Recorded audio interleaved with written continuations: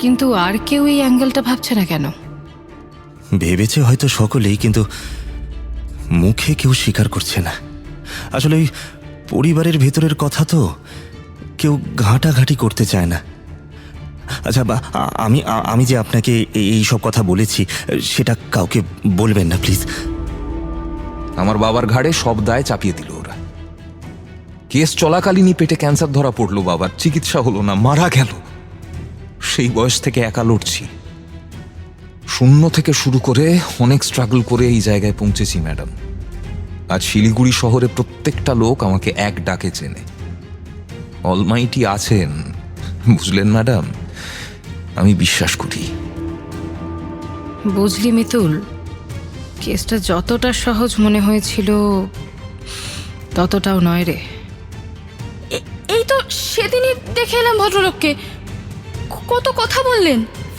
Factory অফিসে কেউ step করেছে।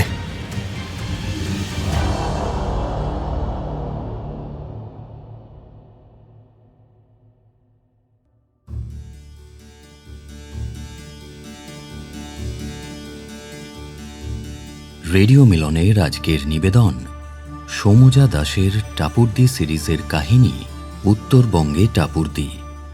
গল্পটি দ্বীপ প্রকাশন থেকে প্রকাশিত হয়েছিল। লেখিকা সমুজা দাসকে জানাই আন্তরিক কৃতজ্ঞতা আমাদের এই প্রচেষ্টায় পাশে থাকার জন্য। গল্পটি ভালো লেগে থাকলে অবশ্যই লাইক এবং শেয়ার করবেন, এবং আরও নতুন নতুন গল্প শোনার জন্য সাবস্ক্রাইব করতে ভুলবেন না আমাদের official YouTube channel radio Milan audio story, এবং অবশ্যই এই ভিডিওটাকে হাইপ করতে ভুলবেন না। শুরু হচ্ছে সমুজা দাসের টাপুরদি সিরিজের কাহিনী উত্তরবঙ্গে টাপুরদি।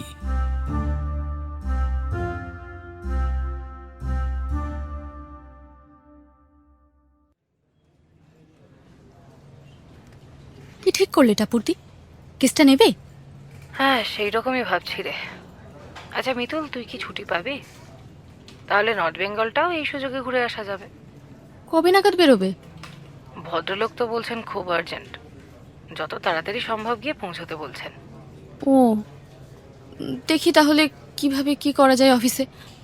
পাইতাবে ব্যাপারটা কি, কিছু বললেন ভদ্রলোক? সেটাই তো বলছেন না কিছু খোলসা করে, তবে গলা শুনে মনে হলো খুব উত্তেজিত। কিছু তো একটা ঘটেছে। বলছেন ফোনে সব কথা বলা সম্ভব নয়। তোমার সম্বন্ধে কোত্থেকে জানলেন? বললেন তো পেপারে ওই রেবতী দত্ত হত্যার কেসের ব্যাপারটা পড়েছিলেন। আর্জেন্ট যখন বলছেন তখন তো নিশ্চয়ই গুরুতর ব্যাপার। তার উপর আবার নর্থ বেঙ্গল, মানে পাহাড়, চা বাগান, দারুণ প্রাকৃতিক সৌন্দর্য, রথ দেখা, কলা বেচা দুই হবে।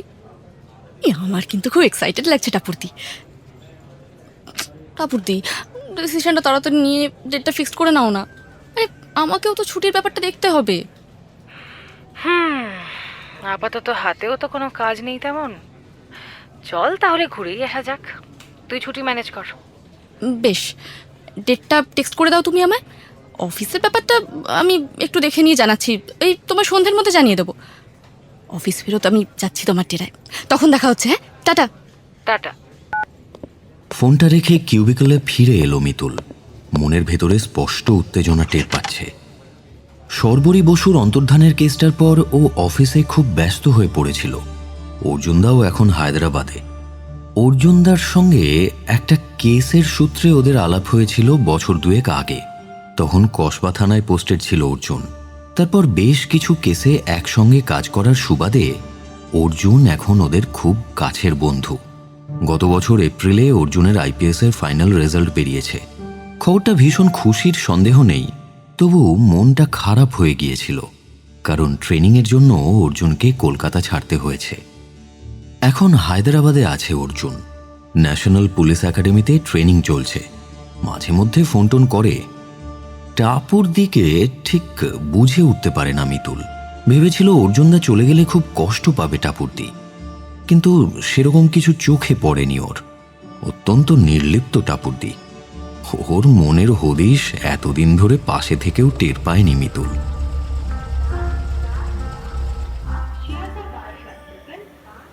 ওরা যখন শিয়ালদা স্টেশনে পৌঁছলো, ঘড়ির কাঁটা তখন সন্ধে 7টা ছুঁই ছুঁই। আপ উত্তরবঙ্গ এক্সপ্রেসের প্ল্যাটফর্মে ঢোকার সময় 7:35। হাতে বেশ কিছুটা সময় আছে এখনো। কাঁধের রুকস্যাকটা পিঠে ঠিক করে নিয়ে নিল মিতুল। মিতুল, জলের বোতল আনতে ভুলে গেছি রে। তুই দাঁড়া, আমি কিনে আনি। ওই তো সামনের দোকানটা থেকে নিয়ে নি। তোর কি কিছু লাগবে আর? ইয়ে মানে যা গরম, একটা কোল্ড ড্রিঙ্কের বোতল নিলে হতো না? না, হতো না। তোকে কতদিন বলেছি না ওগুলো খাওয়া বন্ধ কর। অগত্যা ইচ্ছেটা গিলে ফেলতে হলো। টাপুর দিয়ে এগিয়ে গেল প্ল্যাটফর্মের স্টলটার দিকে। হঠাৎ মিতুল দেখল একটা লোক উল্টো দিক থেকে টলমলো পায়ে প্রায় ছুটতে ছুটতে এসে সজোরে ধাক্কা দিল টাপুরদির গায়ে। টাপুরদি ছিটকে পড়তে পড়তে স্টলের দেওয়াল ধরে নিজেকে সামলে নিল। মুস্কো চেহারার লোকটার দাঁতগুলো দাগ ধরা। পোশাক আশাক ভদ্রলোকের মতো হলেও চোখ দেখে মনে হলো নেশায় চুর হয়ে আছে লোকটা। টাপুর বাঘের মতো লাফিয়ে উঠল ঘুষি বাগিয়ে, কলার চেপে ধরল লোকটার। তারপর কি ভেবে ছেড়ে দিল, যেন কিছুই হয়নি। তারপর স্টলের সামনে গিয়ে দাঁড়ালো। লোকটাও পেছন ফিরে টাপুরের দিকে তাকাতে তাকাতে এগিয়ে গেল সামনের দিকে। ট্রেনে উঠে সিট নাম্বার দেখে গুছিয়ে বসলো দুজনে। একটা সাইড আপার আর লোয়ার বার্থ পেয়েছে ওরা। লাগেজগুলো ওপরের সিটে তুলে দিয়ে নিচের সিটে বসলো দুজনে। করিডোরে যাত্রী আর কুলিদের ভিড়। কামরায় এক দম্পতি উঠল। দেখে মনে হলো নববিবাহিত। এক বয়স্ক ভদ্রলোক এসে বসলেন উল্টো দিকের জানালার পাশে। জানালা দিয়ে হাত নেড়ে তাকে স্টেশনে ছাড়তে আসা কাউকে বিদায় জানালেন। ট্রেনটা দুলে উঠল। ঠিক সেই মুহূর্তে জানালা দিয়ে মিতুল দেখল এক ভদ্রলোক ছুটতে ছুটতে এসে ট্রেনের পাদানিতে পা রাখলেন। ট্রেন গতি নিচ্ছে ধীরে ধীরে। সেই ভদ্রলোক টিকিট মিলিয়ে ওদের কামরায় বয়স্ক ভদ্রলোকের পাশে এসে বসলেন। হাতের সুটকেসটা ঢুকিয়ে দিলেন সিটের নিচে। মিতুল খেয়াল করল টাপুরদি ভ্রু কুঁচকে তাকিয়ে আছে ভদ্রলোকের দিকে। ভদ্রলোক বোধহয় একটু অন্যমনস্ক ছিলেন। পকেট থেকে মোবাইলটা বের করে খুটখাট করতে শুরু করলেন। Excuse me. ভদ্রলোক মোবাইল থেকে চোখ তুলে তাকালেন টাপুরদির দিকে। চোখের দৃষ্টিতে প্রশ্ন। বেশ কিছুক্ষণ তাকিয়ে রইলেন। সংঘমিত্রা, চিনতে পেরেছিস তাহলে? আরে আরে না চেনার তো কথাই নয়। চেহারায় তো বিশেষ কোনো বদলই হয়নি তোর।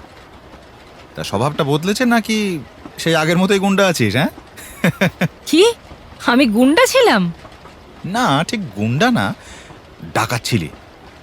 অমন সুন্দর মুখ দেখে কেউ ভাবতেও পারতো না একা 4 জন ছেলেকে মেরে চিৎ করে দেওয়ার ক্ষমতা রাখতিস তুই। যাই বল, তুই গোফটা কিন্তু জব্বর বাগিয়েছিস। এটা এটা চাকরির অনুষঙ্গ। আরে গোঁফ থাকলে বেশ কনফিডেন্স বাড়ে, বুঝলি না? হ্যাঁ, এমন যুক্তি বাপের জন্মে শুনিনি। তো যাই হোক, চললি কোথায়? আর কোথায়, পেটের ধান্দায় বস। মানে? জলপাইগুড়ি থানায় পোস্টেড আছি। ছুটিতে বাড়ি এসেছিলাম। বাবার শরীর ভালো ছিল না। ছুটি শেষ, আবার পুনর্মসি। ও হ্যাঁ, তাই তো। তুই তো পুলিশে আছিস। দেখ, আমার মনেই ছিল না। আমরাও জলপাইগুড়ি যাচ্ছি। পরিচয় করিয়ে দিই, এ আমার স্কুলের বন্ধু অভিষেক সরকার, আর এ হলো মৈথিলি সেন ওরফে মিতুল, আমার বোনের বান্ধবী। আমার বোনই বলতে পারিস। হাই মিতুল। হ্যালো। তা জলপাইগুড়িতে কি করতে যাচ্ছিস? কেন যাচ্ছি সেটা পরে বলছি। তুই আগে বল, তুই কতদিন আছিস জলপাইগুড়িতে?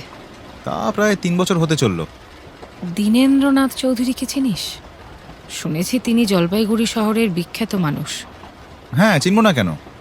আর শুধু জলপাইগুড়ি কেন, জলপাইগুড়ির বাইরেও তিনি বিখ্যাত। দার্জিলিং, কার্শিয়াং এবং ডুয়ার সহ অনেকগুলো চা বাগানের মালিক ভদ্রলোক। ওর চা শুধু সারা দেশেই নয়, বিদেশেও রপ্তানি হয়।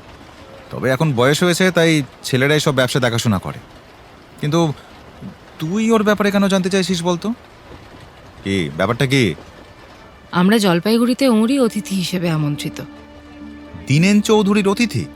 কেন? সেটা এখনো ঠিক জানা নেই। উফ, এত হেয়ালি না করে ব্যাপারটা আসলে কি সেটা খুলে বলবি? বলবো, কারণ তোর সাহায্য আমাদের হয়তো দরকার হবে এই কেসে। কিন্তু সত্যি বলতে কি, আমি নিজেও এখনো জানি না ব্যাপারটা ঠিক কি। আগে গিয়ে পৌঁছই, তারপর বোঝা যাবে। এই কেসে মানে? কিসের কেস? এই তুই কি করতে যাচ্ছিস বলতো? টাপুর কোনো কথা না বলে হ্যান্ডব্যাগ থেকে একটা কার্ড বের করে অভিষেকের হাতে দিল। সংঘমিত্রা ব্যানার্জি, প্রাইভেট ইনভেস্টিগেটর। ওরে বাস! এক মিনিট, এই রেবতী দত্ত মার্ডার কেসটা কি বাই এনি চান্স তুই হ্যান্ডেল করেছিলি? ওঝো কাণ্ড!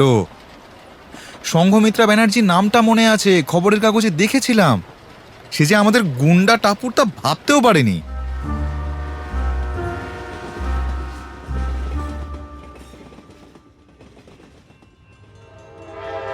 পরদিন সকাল 8টা নাগাদ ওরা জলপাইগুড়ি স্টেশন রোডে নামল। দীনেন্দ্র চৌধুরী আগেই ফোনে বলে দিয়েছিলেন স্টেশনের বাইরে গাড়ি থাকবে। অভিষেকের কাছ থেকে বিদায় নিয়ে স্টেশনের বাইরে অপেক্ষমান গাড়িতে উঠল ওরা দুজন। যেতে যেতে ড্রাইভারের সঙ্গে কথা হলো। সে জলপাইগুড়িরই বাসিন্দা, অল্প বয়সী ছেলে, নাম প্রশান্ত।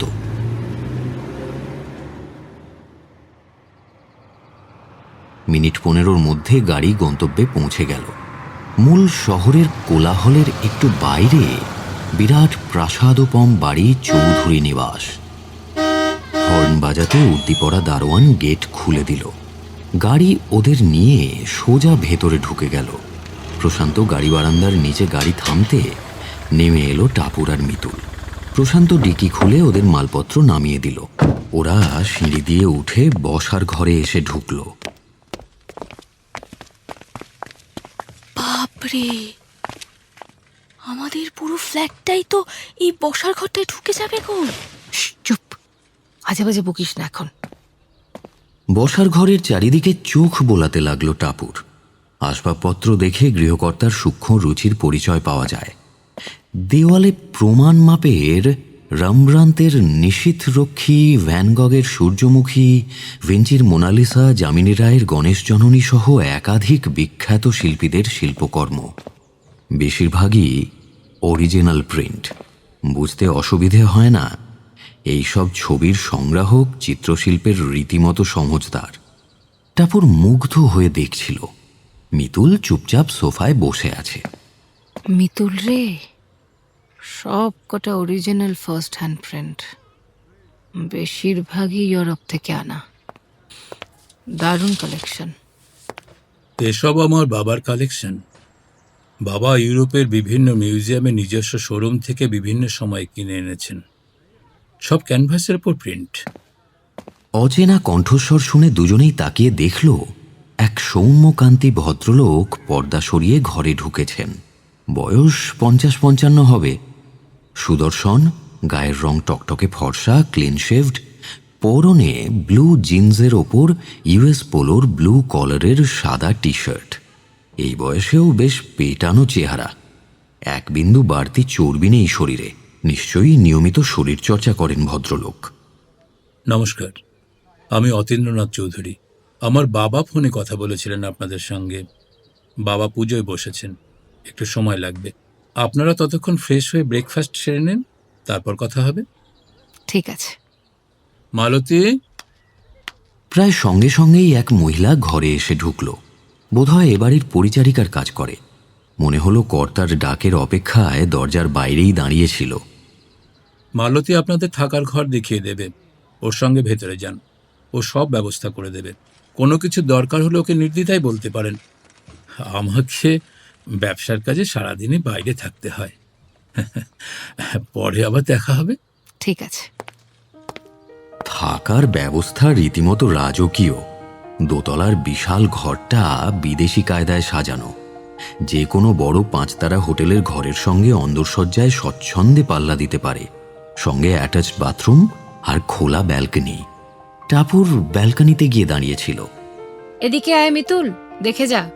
মিতুল বেরিয়ে এলো ব্যালকনিতে। টাপুরদির প্রসারিত আঙুল অনুসরণ করে দেখল দূরে আকাশের ক্যানভাসে আবছা হিমালয়ের চালচিত্র। চোখ জুড়িয়ে গেল ওর। ওয়াও, জলপাইগুড়ি থেকে হিমালয়ের এত সুন্দর ভিউ পাওয়া যায় আমার তো জানাই ছিল না।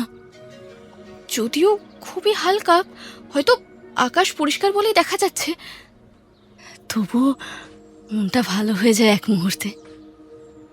এটা পড়দি জলপাইগুড়িতে আসা সার্থক হলো। হ্যাঁ,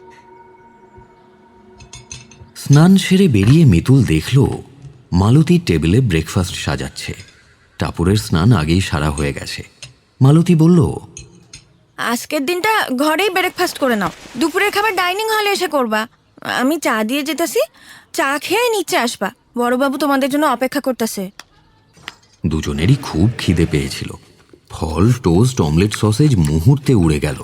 মালতী খাবারের ট্রে সরিয়ে আরেকটা পরিষ্কার ট্রেতে রাখা 2 কাপে ধোঁয়া ওঠা হালকা সোনালি রঙের দার্জিলিং চা ঢেলে দিল একটা টিপট থেকে।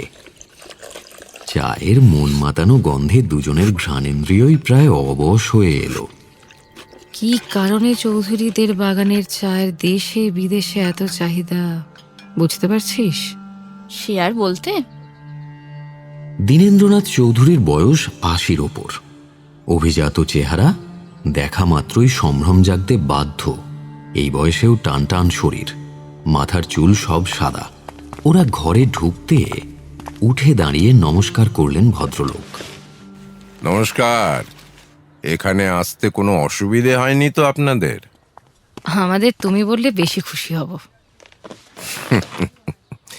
বেশ, তাই হবে। এমনিতেও তোমরা আমার নাতি নাতনিদের বয়সী। বেশি সময় নষ্ট না করে কাজের কথায় আসা যাক, কি বলো? হ্যাঁ, নিশ্চয়ই। তোমরা বোধহয় জানো আমাদের অনেকগুলো চা বাগান আছে দার্জিলিং, কার্শিয়াং আর ডুয়ার্সে। ব্যবসাটা আমি শুরু করেছিলাম আমার যৌবনে। ধীরে ধীরে বাড়িয়েছি, তারপর ছেলেরা তাতে যোগ দিয়েছে। আমার 3 ছেলে। ছোট ছেলে রাঘব অবশ্য ব্যবসাতে আসেনি, সে থাকে বিলেতে, ইউনিভার্সিটিতে ইতিহাস পড়ায়। ও ব্যবসার ব্যাপারে তার কোনো ইন্টারেস্ট নেই। বড় আর মেজ ছেলেরাই এখন ব্যবসা দেখাশুনো করে। আমি 2 বছর আগে অবধি ব্যবসার কাজে হিল্লি দিল্লি করেছি, কিন্তু এখন আমার বয়স 82। শরীর আর অত ধকল নিতে পারে না আজকাল। হ্যাঁ, ওই আমার বড় ছেলে অতীন্দ্রর সঙ্গে বোধহয় তোমাদের পরিচয় হয়েছে। ও কিন্তু ব্যবসার ব্যাপারে খুব সিনসিয়ার। খুব কম বয়স থেকে আমার পাশে থেকে হাতে হাতে কাজ শিখেছে। ব্যবসাটাও ভালোই বোঝে। এমনিতে আমাদের চা সারা দেশে বিক্রি হয়, বিদেশেও এক্সপোর্ট করি। পুরোটা যোগান সবসময় আমরা নিজেদের এস্টেটের বাগান থেকে কুলিয়ে উঠতে পারি না। তখন নিলামে দার্জিলিং বা কার্শিয়াংয়ের নামকরা কোয়ালিটি টিয়ের 1 বা একাধিক বাগান প্রয়োজন মতো আমরা 1 বছরের জন্য লিজ নিই। পুরো ব্যাপারটাই এখন ছেলেরাই দেখে। তোমরা জানো তো, দার্জিলিং চায়ের অনেক রকম ভেরিয়েশন হয়। এই চায়ের প্রধান বিশেষত্ব হলো এর মিষ্টি মাস্কাটেল ফ্লেভার। এই মোটামুটি ফেব্রুয়ারি থেকে পাতা তোলার কাজ শুরু হয়। এই সময়ের পাতা হয় নরম, খুব হালকা মিষ্টি ফ্লেভার হয় এর। একে বলে ফার্স্ট ফ্লাশ টি। মোটামুটি এপ্রিল অবধি চলে ফার্স্ট ফ্লাশ তোলার সিজন, আর এপ্রিল থেকে জুন অবধি চলে সেকেন্ড ফ্লাশ। এই চায়ের ফ্লেভার অপেক্ষাকৃত স্ট্রং, স্বাদও ভিন্ন। আর অক্টোবর থেকে তোলা হয় অটাম ফ্লাশ। খুব ডেলিকেট ফ্লেভার হয় এর। ঠিক মতো নিয়ম মেনে বানানো অটাম ফ্লাশ চায়ের রং হয় তামার মতো। এছাড়াও বিভিন্ন রেয়ার চাও হয়। দার্জিলিং চায়ের দাম চায়ের কোয়ালিটির উপর নির্ভর করে প্রচুর ভ্যারি করে। ইনফ্যাক্ট আমাদের নিজেদের 30,000 টাকা কিলো দরের চাও আছে। সেই চা শুধু ব্লু মুনের দিন সূর্যাস্তের পর তোলা হয়। সে এক উৎসব বলতে পারো। সন্ধ্যাবেলায় পুজো হয়, তারপর চা শ্রমিকেরা শুদ্ধ দেহে শুদ্ধ বস্ত্রে খুব দ্রুত হাতে সেই চায়ের পাতা তোলে। পরদিন সকাল হওয়ার আগেই প্রসেস হয়ে প্যাক হয়ে যায় সেই চা। একবার পাতা তোলা হয়ে গেলে সূর্যের মুখ দেখে না সেই ব্লু মুনটি। কি 30,000 টাকা কিলো চা পাতা? তোমাদের একদিন নিজে হাতে বানিয়ে খাওয়াবো সেই চা। সে এক স্বর্গীয় ডেলিকেসি। যাই হোক, আগেই বলেছি আমাদের চায়ের বাজার সারা পৃথিবী জুড়ে। এত বছর ধরে সুনামের সঙ্গে ব্যবসা করে আসছি। আমাদের চা শুধু চা নয়, একটা বিখ্যাত জনপ্রিয় ব্র্যান্ড। আমরা সেই কোয়ালিটিটা মেনটেন করার সাধ্যমতো চেষ্টা করি। আজ অবধি কোনোদিন আমাদের চায়ের কোয়ালিটি নিয়ে কোনো প্রশ্ন ওঠেনি। কিন্তু 4 মাস আগে থেকে সমস্যাটা শুরু হলো। আমাদের একটা বড় কনসাইনমেন্ট মুম্বাই পাঠানো হয়েছিল। সেখানে সেটা পৌঁছানোর পর কমপ্লেইন আসে যে বেশ কিছু পেটির চা খুব লো কোয়ালিটির ছিল। দার্জিলিং চায়ের সঙ্গে সস্তা সিটিসি মেশানো হয়েছিল তাতে। যেহেতু সেই কোম্পানি আমাদের বহু বছরের পুরনো কাস্টমার, সেহেতু তারা বুঝতে পারেন যে কিছু একটা গন্ডগোল হয়েছে। তারা সঙ্গে সঙ্গে আমাদের জানান।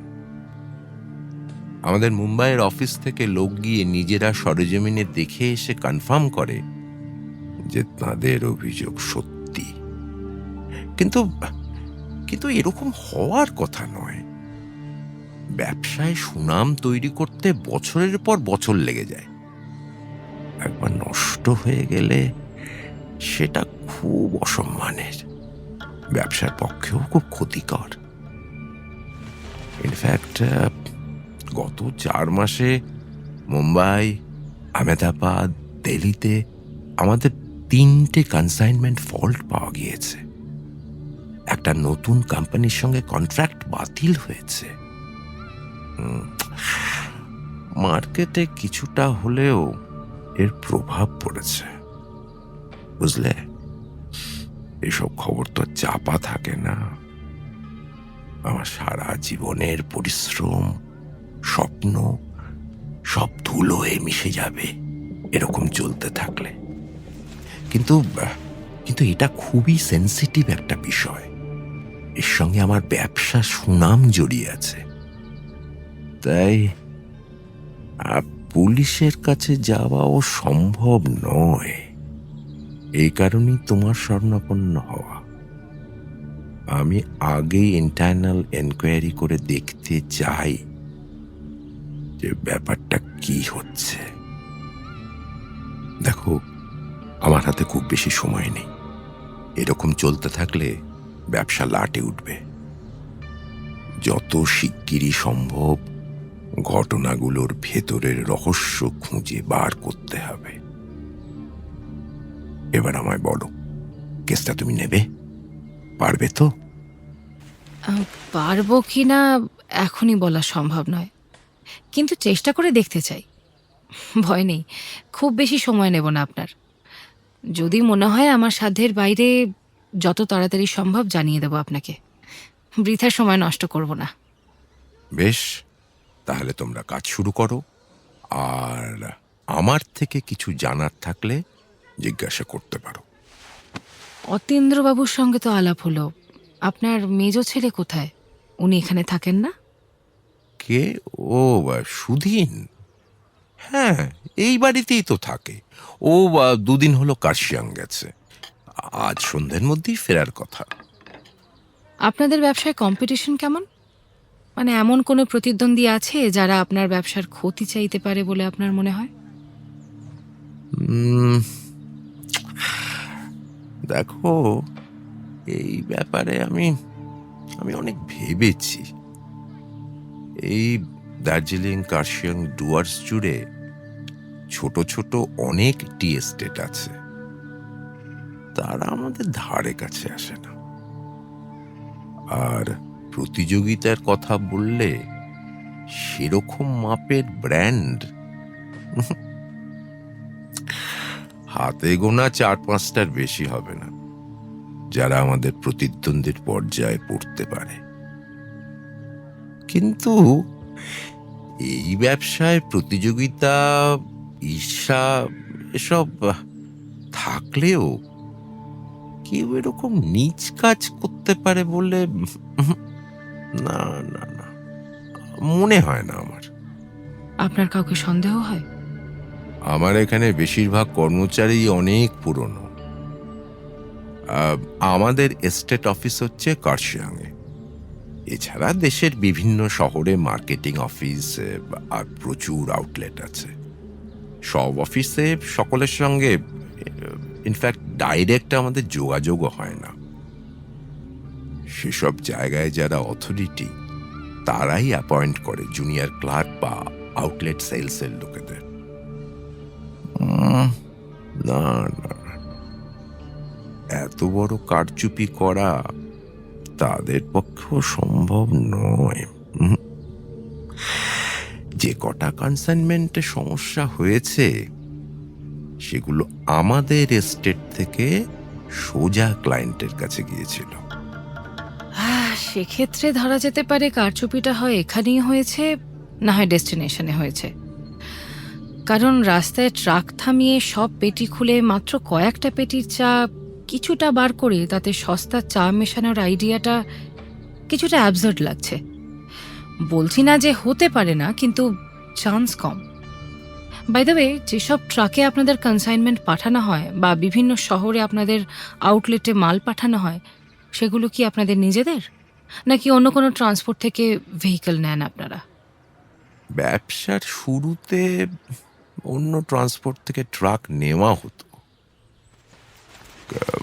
ব্যবসা বাড়ার সঙ্গে সঙ্গে সেই জন্য ট্রান্সপোর্টেশন কস্ট বেড়ে যাচ্ছিল। পরে আমরা নিজেরাই ভেহিকল কিনে তাতে ট্রান্সপোর্টেশন শুরু করি। সব গাড়ি আর ড্রাইভার আমাদের নিজেদের লোক। আচ্ছা, একটা কথা বলুন, এটা তো ভেতরের লোকেও করতে পারে, পারে না? বরং তাদেরই তো সুযোগটা বেশি। কিন্তু কেন করবে বলো তো? কোম্পানির বদনাম রটানো ছাড়া আর কোনো উদ্দেশ্য তো আপাতত চোখে পড়ছে না। আর দ্বিতীয় কথা, ভেতরের লোক এত বড় রিস্ক নেবে কেন? কোম্পানির বদনাম হলে তার কি লাভ? লাভটা তো খুঁজে বার করতে হবে। লাভটা কি? কেন কাজটা করা হচ্ছে জানা গেলে কে বা কারা করছে জানাটা সহজ হয়ে যাবে। সাহস দিচ্ছ তবে? দেখো, ব্যবসাটাকে আমি নিজে হাতে করে গড়ে তুলেছি। আমার সারা জীবনের সাধনার ধন এই ব্যবসা। আমার বয়স হয়েছে, যে কটা দিন বাঁচব মাথা উঁচু করে বাঁচতে চাই। এই ব্যবসার কোনো ক্ষতি আমি সহ্য করতে পারবো না। তোমার খ্যাতির কথা শুনে তোমায় ডেকে এনেছি এখানে। তোমার উপর অনেক ভরসা করে আছি। আমি আমার সাধ্য মতো চেষ্টা করব, কথা দিচ্ছি।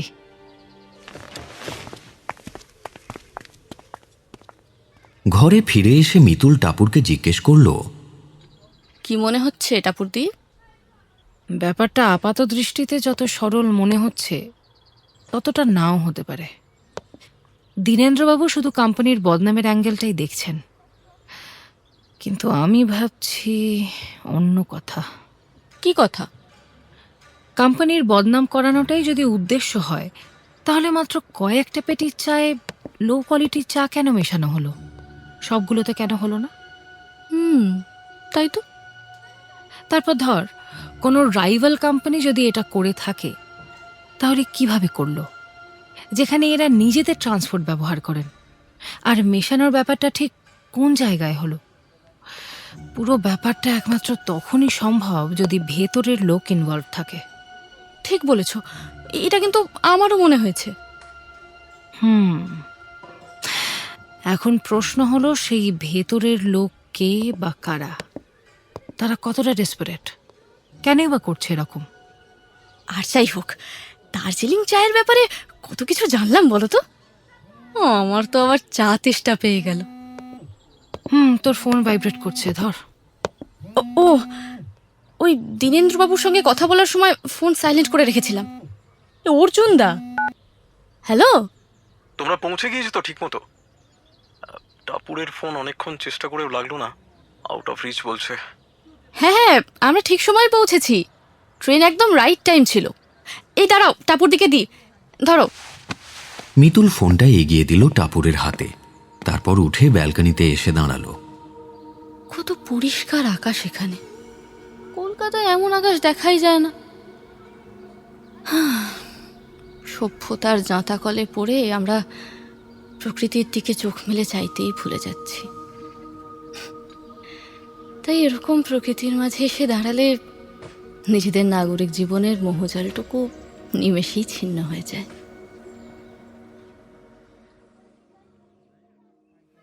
বিকেলে টাপুর বলল, চল একটু ঘুরে আসি। কোথায় যাবে? নতুন জায়গায় এলি শহরটা ঘুরে দেখবি না? চল চল, রেডি হ চটপট। 5 মিনিটের মধ্যে তৈরি হয়ে বেরিয়ে পড়ল দুজনে। মোড়ের মাথাতেই রিক্সা স্ট্যান্ড। একটা রিক্সায় চড়ে বসলো ওরা। জলপাইগুড়ি শহরটা খুব একটা বড় নয়, ওই জেলা শহর যেমন হয় আর কি, কিন্তু সুন্দর, পরিচ্ছন্ন। রিক্সাওয়ালা বয়স্ক মানুষ। জিজ্ঞাসা করলেন, জলপাইগুড়িতে প্রথমবার আইলেন নাকি দিদিমণিরা? হ্যাঁ, দেখার মতো এখানে কি কি আছে? আছে তো অনেক কিছুই। চলেন, রাজবাড়ি, স্টেডিয়াম, তেস্তা উদ্যান এইগুলান দেখায় দিতেছি।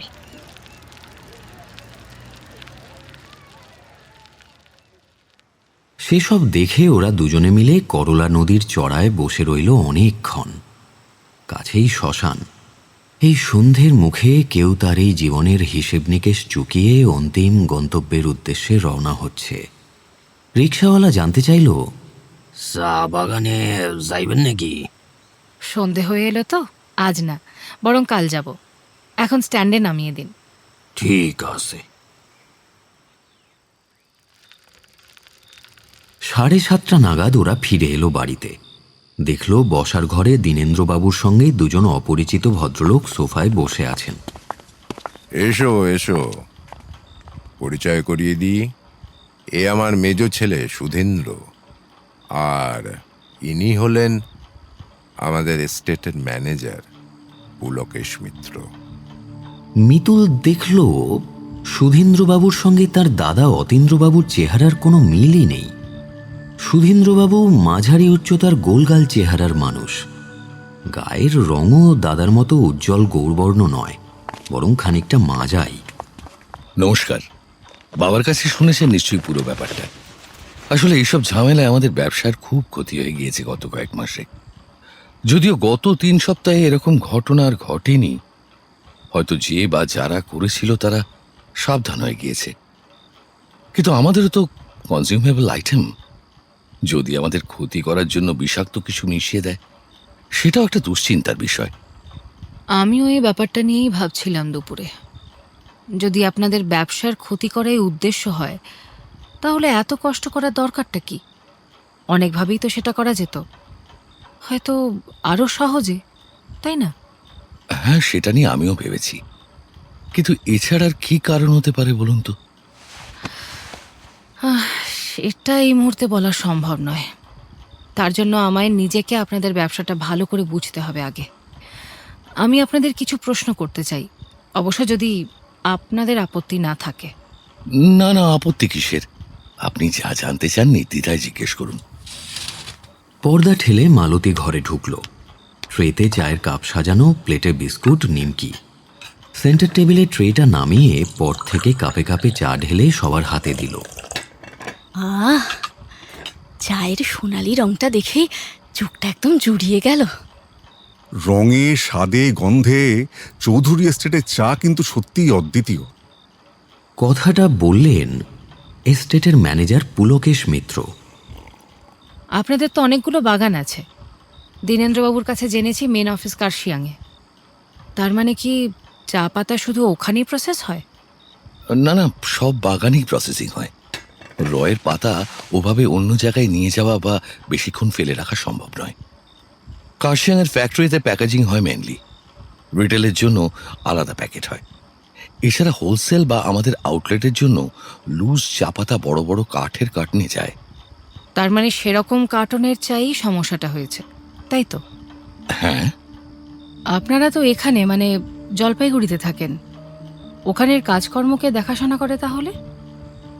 এই তো পুলকেশ করে। তাছাড়া আমি আর দাদা পালা করে যাওয়া আসা করি, সবসময় যাই আর কি। আমার ভাইপো সুমনও যায়। আপনি কতদিন এই চাকরি করছেন পুলকেশবাবু? 6 বছর হবে আর 2 মাসের মধ্যেই। আপনার বাড়ি কোথায়? আমার জন্ম এখানেই, এই জলপাইগুড়িতে। বাড়িও এখানেই, তবে দার্জিলিংয়ে বোর্ডিংয়ে থেকে পড়াশোনা করেছি। তারপর কলকাতায় গ্র্যাজুয়েশন, আর তারপর সেখান থেকেই MBA করি। বাহ, তাহলে তো এদিকটা আপনি খুব ভালোই চেনেন। তা চিনি। আপনার কি মনে হয় এটা কোনো রাইভাল কোম্পানির কাজ? সেটা তো হতেই পারে, শুধু পারেই বলবো কেন। আমার ধারণা এটা অবশ্যই কোনো রাইভাল কোম্পানির কাজ। সেই কথাই আপনারা আসার আগে বলছিলাম ওদের। এখন সেই আগের দিন আর নেই, কারো কোনো বিজনেস এথিক্স নেই। এখন সবাই বাকিদের যেন তেন প্রকারেণও পেছনে ফেলে এগোতে চায়। চৌধুরী টি লিমিটেড বহু বছর ধরে মার্কেট লিডার। এখন নতুন নতুন কোম্পানি আসছে, এরা আধুনিক কর্পোরেট স্টাইলে কাজ করে, কোনো এথিক্সের ধার ধারে না। এসব কথা তুমি আগেও বলেছ পুলকেশ। ওরা কিভাবে ব্যবসা করে জেনে আমি কি করব বলো তো? হ্যাঁ, আমি কোনোদিন ওভাবে ব্যবসা করিনি। শূন্য থেকে শুরু করে একা হাতে এই বিজনেস দাঁড় করিয়েছি। প্রতিযোগিতা তখনও ছিল বাজারে, কিন্তু কখনো কারো ক্ষতি করার কথা ভাবিনি। সততার সঙ্গে ব্যবসা করে আজ এই জায়গায় পৌঁছেছি। একটা কোম্পানির গুডউইল একদিনে তৈরি হয় না। যারা দীর্ঘদিন আমাদের কোম্পানির সঙ্গে বিজনেস করে আসছে, তারা 2-4টে ফল্টের উপর ভিত্তি করে বিজনেস বন্ধ করবে না আমাদের সঙ্গে। এটা আমার দৃঢ় বিশ্বাস। চিন্তা করো না বাবা, বক্স সিল করার ব্যবস্থা হয়েছে। পুলকেশকে বলেছি প্রত্যেকটা কার্টন নিজে চেক করে সেল করতে। আশা করা যায় আর সমস্যা হবে না। না হলেই ভালো, কিন্তু তবু আমি জানতে চাই কে বা কারা এগুলো করছিল, আর কেনই বা করছিল। সেটা খুঁজে বার করার যথাসাধ্য চেষ্টা করব আমি। হয়তো সেজন্য আমাদের কার্শিয়ংয়ে একবার যেতে হতে পারে। নিশ্চয়, কবে যেতে চাও জানিও, সুদিন সব ব্যবস্থা করে দেবে। কথাটা শুনেই মিতুলের মনটা বেশ খুশি খুশি হয়ে গেল। এই সুযোগে বেশ কার্শিয়াং ঘুরে আসা যাবে।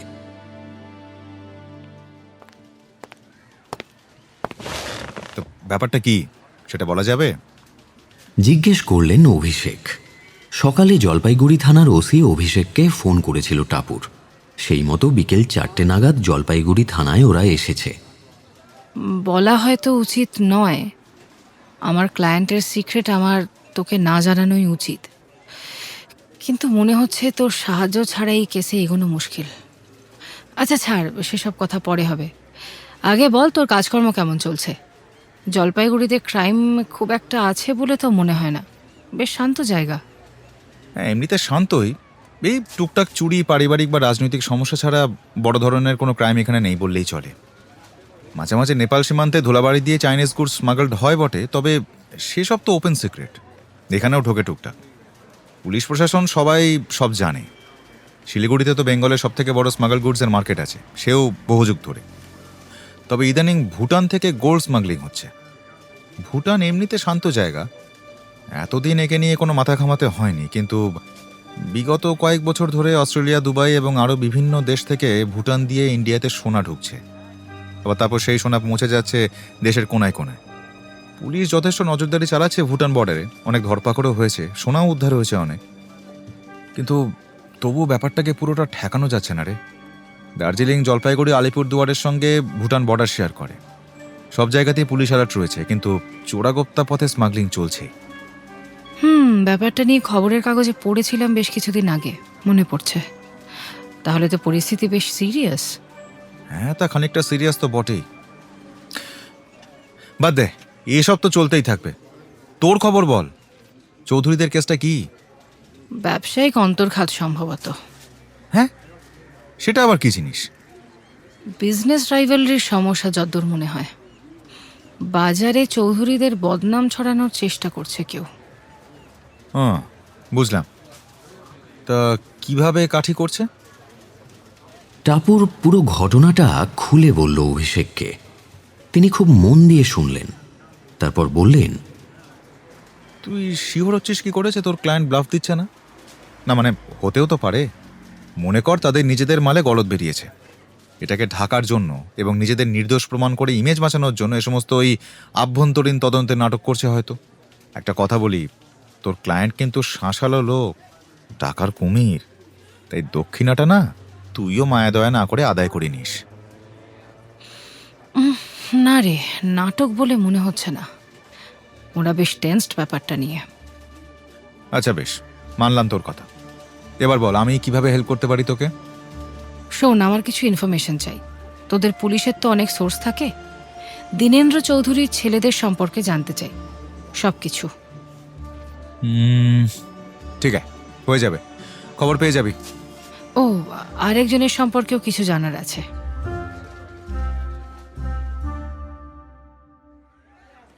একটা কালো সুইফট ডিজায়ারের সামনের ড্রাইভিং সিটে বসে প্রশান্ত গেটের সামনেই অপেক্ষা করছিল। গতকাল রাতেই টাপুর দীনেন্দ্রবাবুকে জানিয়েছিল কার্শিয়াং যেতে চায়। সেই মতো আজ সকাল সকাল প্রশান্ত গাড়ি নিয়ে এসে হাজির। সুধীন্দ্রবাবুও যাবেন ওদের সঙ্গে, তবে তিনি কার্শিয়াং যাবেন না। ওর শিলিগুড়িতে কিছু একটা কাজ রয়েছে, ওখানেই নেমে যাবেন। গাড়িতে উঠে ভদ্রলোক বললেন, কার্শিয়াংয়ে পুলকেশবাবু আছেন, তিনি সব ঘুরিয়ে দেখাবেন আপনাদের। যা যা জানার তাকে জিজ্ঞেস করলেই জানতে পারবেন, কোনো অসুবিধা হবে না। গাড়ি চৌধুরী নিবাস ছেড়ে কিছু দূর এগোতে জলপাইগুড়ি শহরের সীমানা পেরিয়ে পঞ্চায়েত এলাকা শুরু হলো। রাস্তার ডান দিকে একটা সরকারি ইঞ্জিনিয়ারিং কলেজের বিশাল গেট। প্রশান্ত বলল, এই কলেজের ক্যাম্পাসটা কিন্তু খুব সুন্দর ম্যাডাম। ক্যাম্পাসের একদিকে করলা আর একদিকে রুকুরকা নদী। করলা নদীর পাড় ঘেঁষে সুবিস্তীর্ণ চা বাগান। শহর ছাড়িয়ে এগোচ্ছে গাড়ি। হাইওয়ের দুপাশে ক্ষেত, বেশ কিছু কারখানাও চোখে পড়ল। সুধীন্দ্রবাবু বললেন, এখানকার বেতের কাজ খুব বিখ্যাত, দারুণ সব বেতের ফার্নিচার তৈরি হয় এখানে। সামনে ফুলবাড়ি আসছে, মিষ্টি নেবেন? কি মিষ্টি? টাপুর চোখ বড় বড় করে তাকালো মিতুলের দিকে। মিতুল একেবারে মিষ্টির পোকা। এখানকার পান্তুয়া ছানার জিলাপি খুব বিখ্যাত দিদি, একবার খেলে স্বাদ ভুলবেন না সারা জীবনেও। এখন না, ফেরার সময় হবে ক্ষণ। শিলিগুড়ি পৌঁছে সুধীন্দ্রবাবুকে হিলকার্ট রোডে নামিয়ে দিল প্রশান্ত। সুধীন্দ্রবাবু নেমে যেতে প্রশান্তকে ওরা একেবারে অন্য অবতারে পেল। এতক্ষণ বোধহয় প্রভুর উপস্থিতিতে একটু সংযত হয়ে চুপচাপ ছিল। তিনি নেমে যেতেই প্রশান্তর জড়সড় ভাবটা একেবারে কেটে গেল। অনেক কথা বলতে শুরু করলো। আসলে সুধীন্দ্রবাবু শিলিগুড়িতে মেয়ের বাড়ি গেলেন। মেয়ে বাড়ির রমতে একটা খ্রিস্টান ছেলেকে বিয়ে করেছে, তো দীনেন্দ্রবাবু সেটা মেনে নেননি বিয়েটা। তাই উনি কাজের অছিলায় বাবাকে লুকিয়ে মাঝে মাঝে মেয়ের সঙ্গে দেখা করতে যান। আমি জানি, কিন্তু কাউকে কিছু বলি না ম্যাডাম। টাপুর বুঝল দীনেন্দ্রবাবুকে এই বয়সেও বেশ ভয় পায় তার ছেলেরা। শিলিগুড়ি থেকে বেরিয়ে গাড়ি যত এগোতে শুরু করলো, ততই বাতাসে একটা শিরশিরানি ভাব টের পাওয়া যাচ্ছিল। কিছুটা এগিয়ে একটা বাঁক নিতেই দূরে আকাশের ক্যানভাসে পাহাড়ের ঘন নীলাভ আদল ভেসে উঠল। আচ্ছা, কার্শিয়াং থেকে কাঞ্চনজঙ্ঘা দেখা যায়? হ্যাঁ দিদি, আকাশ পরিষ্কার থাকলেই দেখা যায়। মিতুল, কাঞ্চনজঙ্ঘা নিয়ে লালমোহন গাঙ্গুলির এথেনিয়াম স্কুলের বাংলার মাস্টার বৈকুণ্ঠ মল্লিকের কবিতাটা মনে আছে তোর? পড়েছি, কিন্তু মনে নেই। ওই কাঞ্চনজঙ্ঘে দেখেছি তোমার রূপ উত্তরবঙ্গে, মুগ্ধ নেত্রে দেখি মোরা তোমারে প্রভাতে, সাঁঝেতে আর এক রূপ ভুল নেই তাতে, তুষার ভাস্কর্য তুমি মোদের গৌরব, সবে মিলি তোমারেই করি মোরা স্তব। সত্যি টাপুরদি, তোমার স্মৃতিশক্তিও বটে। হ্যাঁ, সমতল ছাড়িয়ে গাড়ি চড়াই বেয়ে উঠতে শুরু করেছে। রাস্তার একদিকে খাড়া পাহাড়ের দেওয়ালের গায়ে পাহাড়ি গুল্মের জঙ্গল, আর অপরদিকে খাদের ঢাল নেমে গিয়েছে। টাপুর মিতুলের হাতে জ্যাকেটটা এগিয়ে দিল। পরে নে, ঠান্ডা লেগে যাবে। কার্শিয়াংয়ে চৌধুরী টি এস্টেটে পৌঁছতে বেলা প্রায় 12:30 বেজে গেল। বিস্তীর্ণ জায়গা জুড়ে পাহাড়ের ঢালের গায়ে চায়ের বাগান। পুলকেশবাবু পুরো বাগান ঘুরিয়ে দেখালেন ওদের। তারপর সবাই মিলে এলো ফ্যাক্টরিতে, যেখানে চা পাতা প্রসেসিং হয়। এরই একদিকে প্যাকেজিং ইউনিট। প্রসেস হওয়া চা পাতা প্যাকেটজাত হয়ে যায় এখানে। বড় বড় কাঠের বাক্সে লুজ পাতা পৌঁছে যায় দেশ বিদেশের বিভিন্ন প্রান্তে। টাপুর এগিয়ে গেল বাক্সগুলোর কাছে। ওই ঘটনার পরে বাক্স সিল করে পাঠানো হচ্ছে। বাক্স যদি মাঝপথে খোলা হয় আবার লাগানো হয়, সেটা কি বোঝা যাবে না? এতদিন বোঝা যাওয়া সম্ভব ছিল না, কিন্তু এখন তো সিল করা হচ্ছে, তাই সেটা সম্ভব নয়। তবে যদি কেউ বাক্স বদলে দেয় বা নতুন করে সিল করে, তাহলে আলাদা কথা। সেটা করা তো অসম্ভব কিছু নয়। যারা চা পাতা বদলাতে পারে তারা আজ তো বাক্স বদলাতেই পারে, তাই না? সে তো চাইলে অনেক কিছুই করতে পারে। 100% সিকিউরিটি গ্যারান্টি তো কোনোভাবেই দেওয়া যায় না, কিন্তু বাক্স বদলাতে হলে সেই বদলানো বাক্স আমাদের কোম্পানির হতে হবে। কোম্পানির প্রতিটা বাক্সে কোম্পানির লোগো থাকে। বাইরের লোকের পক্ষে এই বাক্স জোগাড় করে সেটা কোম্পানির ট্রান্সপোর্টের ট্রাক থেকে বদল করা খুব সহজ নয়। আর ভেতরের লোকের পক্ষে? পুলকেশবাবু একটু চমকে উঠে নিঃশব্দে তাকালেন টাপুরের মুখের দিকে। তারপর চোখ নামিয়ে নিলেন, কোনো উত্তর দিলেন না। টাপুর ঘুরে ঘুরে সমস্ত ব্যবস্থা খুব মনোযোগের সঙ্গে দেখতে লাগলো। একদিকে ডাই করে রাখা প্রচুর লুজ চা পাতা, কিছু শ্রমিক সেগুলোকে বাক্সে ভরছে। তাদের সকলের মুখে মাস্ক আর দুহাতে গ্লাভস। পুলকেশবাবু বললেন, চায়ের কোয়ালিটি আর হাইজিনের ব্যাপারে কোনো কম্প্রোমাইজ আমরা করি না। ওদিকে দেখুন, প্রতিটা ভরা বাক্স ওজন করা হচ্ছে। অনেকক্ষণ তাকিয়ে তাকিয়ে দেখল টাপুর। তারপর নানা রকম প্রশ্ন করে পুঙ্খানুপুঙ্খভাবে সব কিছু জেনে নিল পুলকেশবাবুর থেকে। মিতুল ততক্ষণ একা একা ঘুরে ঘুরে ছবি তুলল। ওর একটা ডিএসএলআর আছে, সেটা সঙ্গে করে নিয়ে এসেছিল। এত সুন্দর দূষণমুক্ত পরিবেশ, প্রতি নিঃশ্বাসের সঙ্গে বুক ভরে নেওয়া বিশুদ্ধ অক্সিজেন, উফ, কলকাতায় ভাবাও যায় না। মিতুলের মন ভরে গেল এখানে এসে।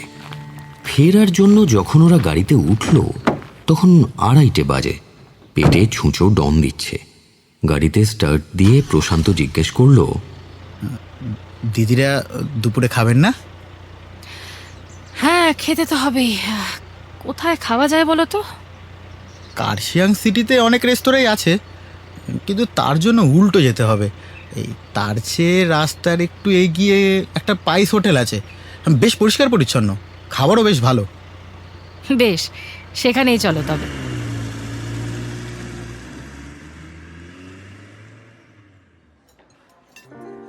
ছোটর মধ্যে পরিচ্ছন্ন ভাত খাবার একটা হোটেল। খদ্দেরদের মধ্যে বেশিরভাগই টুরিস্ট। দ্বীপ্রাহরিক আহার সারছেন সকলে। বাইরে খাঁচার ভেতরে 4খানা খরগোশছানা আপন মনে খেলে চলেছে। পরিষ্কার স্টিলের থালায় ভাত, ডাল, আলু ভাজা, বাঁধাকপির ঘন্ট আর মাছের ঝোল এলো ওদের 3 জনের জন্য।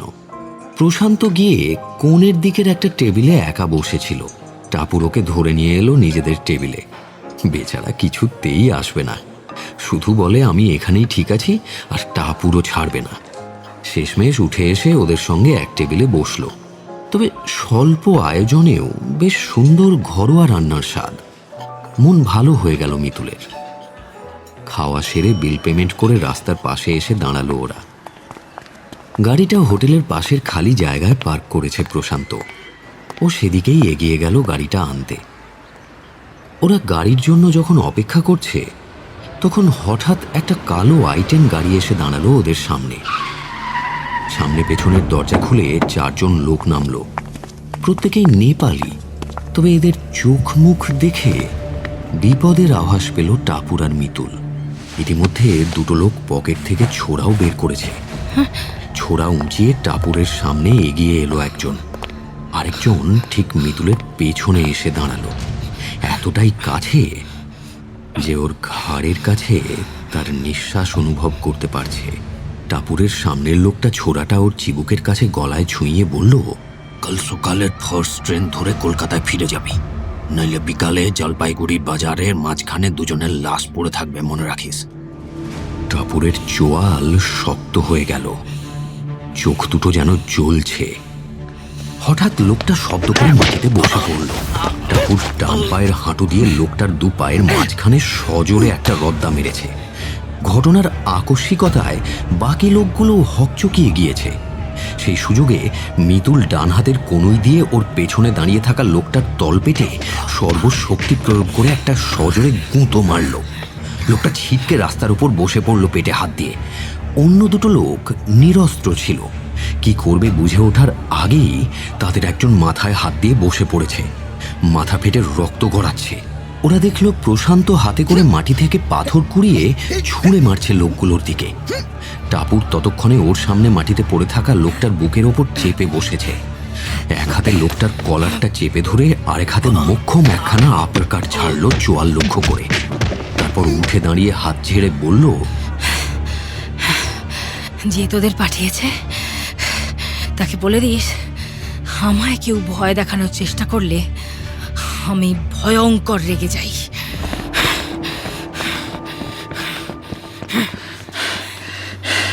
ছেড়ে দেন দিদি, এরা লোকাল মস্তান। অল্প টাকার বিনিময়ে হুমকি দেওয়া, ভয় দেখানো, ছিনতাই এইসবই করে। এরা জানেও না হয়তো ঠিক কার জন্য এরা কাজ করছে।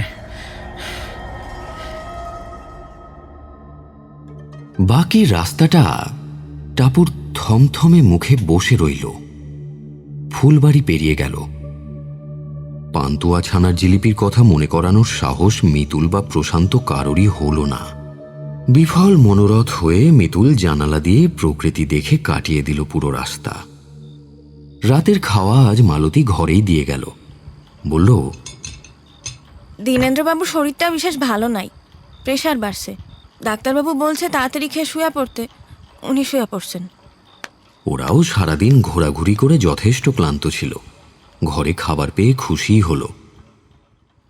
রাতে খাওয়া দাওয়ার পর ল্যাপটপ খুলে বসল টাপুর।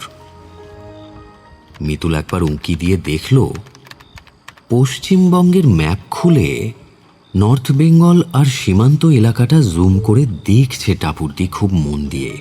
তারপর উঠে ব্যালকনিতে চলে গেল ফোন নিয়ে। সারাদিনের ধকলে খুব ঘুম পাচ্ছিল মিতুলের। ও শুয়ে পড়ল।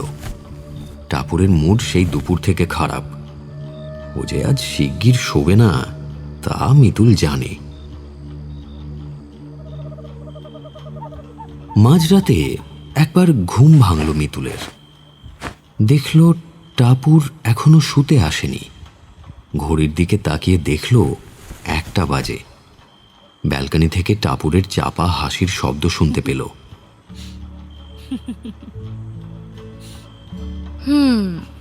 তার মানে অর্জুনদা আছে ফোনের ওই পারে। যাক, এতক্ষণে হাসি ফুটেছে মেয়ের মুখে। জানি একমাত্র অর্জুনদাই পারে টাপুরদির সারাদিনের সব টেনশন দূর করে দিতে। যাকে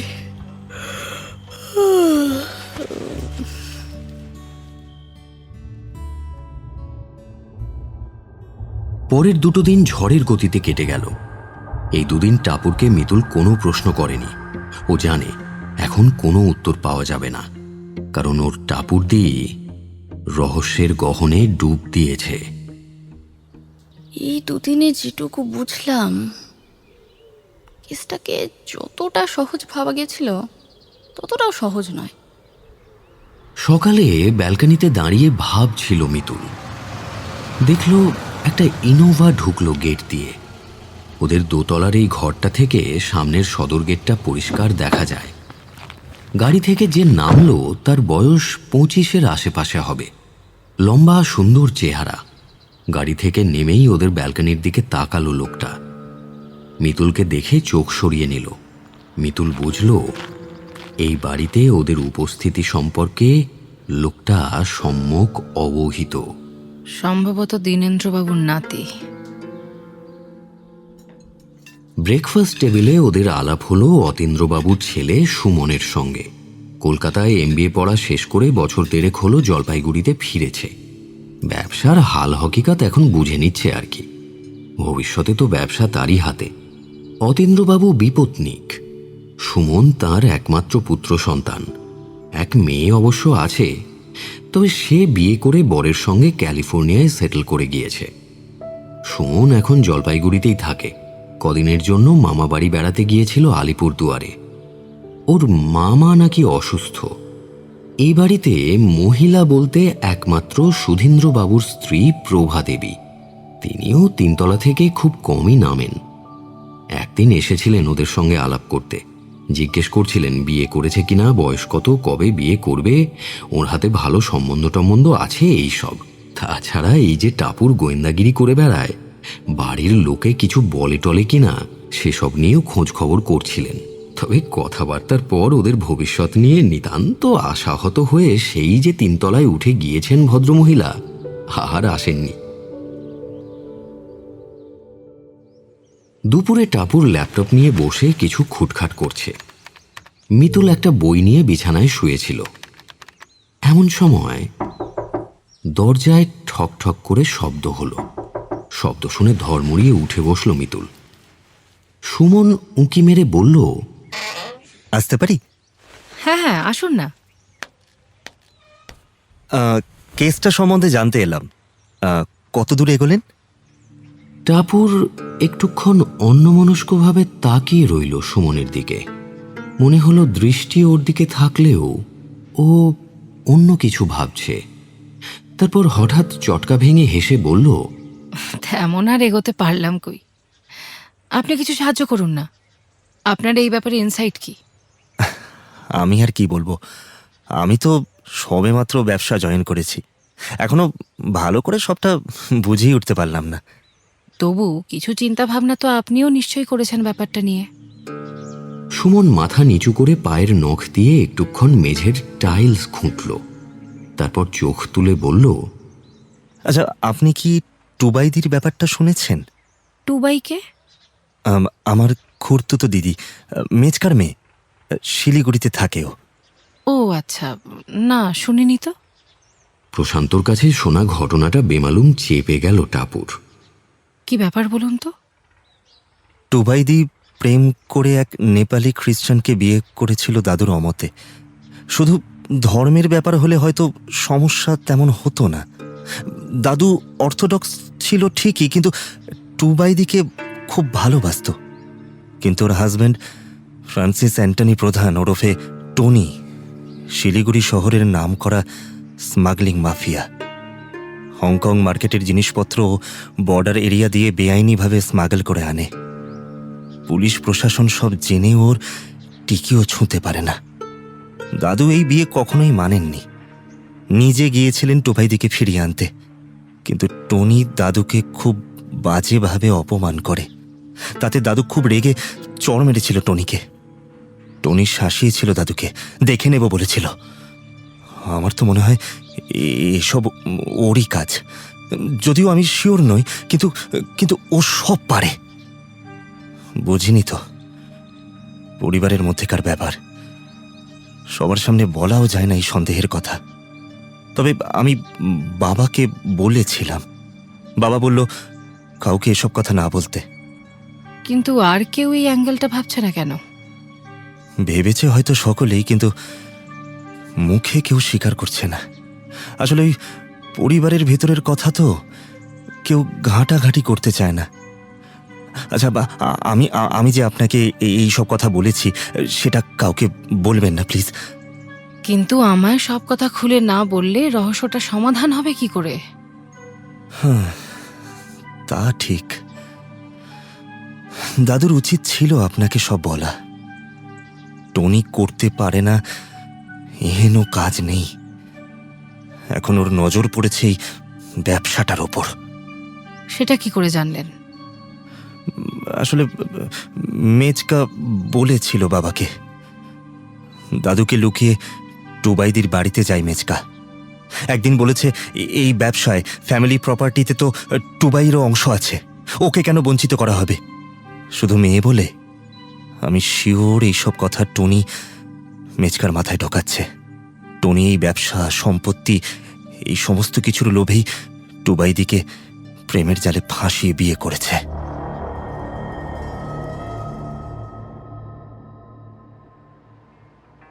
তাহলে আপনি বলতে চান ব্যাপারটা সম্পর্কে আপনি কিছু জানেন না? আজ টাপুর আর মিতুল শিলিগুড়িতে এসেছে। অভিষেকবাবুর সাহায্যে টনির নাম, ঠিকানা, ফোন নাম্বার জোটাতে খুব একটা অসুবিধে হয়নি। ফোন করেই টনির সঙ্গে দেখা করতে এসেছে আজ ওরা। শিলিগুড়ির সিটি সেন্টারের ক্যাফে কফি ডেতে আসতে বলেছিল টনি আজ সকাল 10টায়। ওরা দুজন পৌঁছে দেখল টনি আগে থেকেই সেখানে উপস্থিত।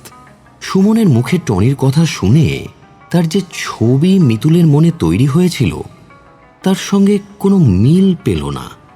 ছিপছিপে চেহারার নেপালি ভদ্রলোকের চোখে মুখে বুদ্ধিমত্তার ছাপ স্পষ্ট। বয়স 33-34-এর বেশি হবে না। কথাবার্তাও বেশ পরিশীলিত, ঝরঝরে বাংলা বলে। মানুষটাকে মাফিয়া হিসেবে কল্পনা করতে বেশ কষ্ট হয়। আমি কি করে জানবো বলুন তো? আপনার স্ত্রী কিছু বলেননি আপনাকে? না, ও জানে ওদের বাড়ির ব্যাপারে আমি ইন্টারেস্টেড নই। আপনার কি মনে হয় চৌধুরীদের সুনাম নষ্ট করে কার বেশি লাভ? অবভিয়াসলি ওদের অপোনেন্টদের। যে কোনো বিজনেসেই তো তাই হয়। আপনিও তো ওদের ক্ষতি করতে চেয়েছিলেন, চাননি? বলেছিলেন ওদের দেখে নেবেন। আরে ম্যাডাম, রাগের মাথায় তো কতজনই কত কথাই বলে। সব কি কেউ সত্যি করতে যায় নাকি?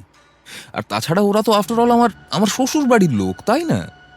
ওদের আত্মীয় বলে মনে করেন আপনি?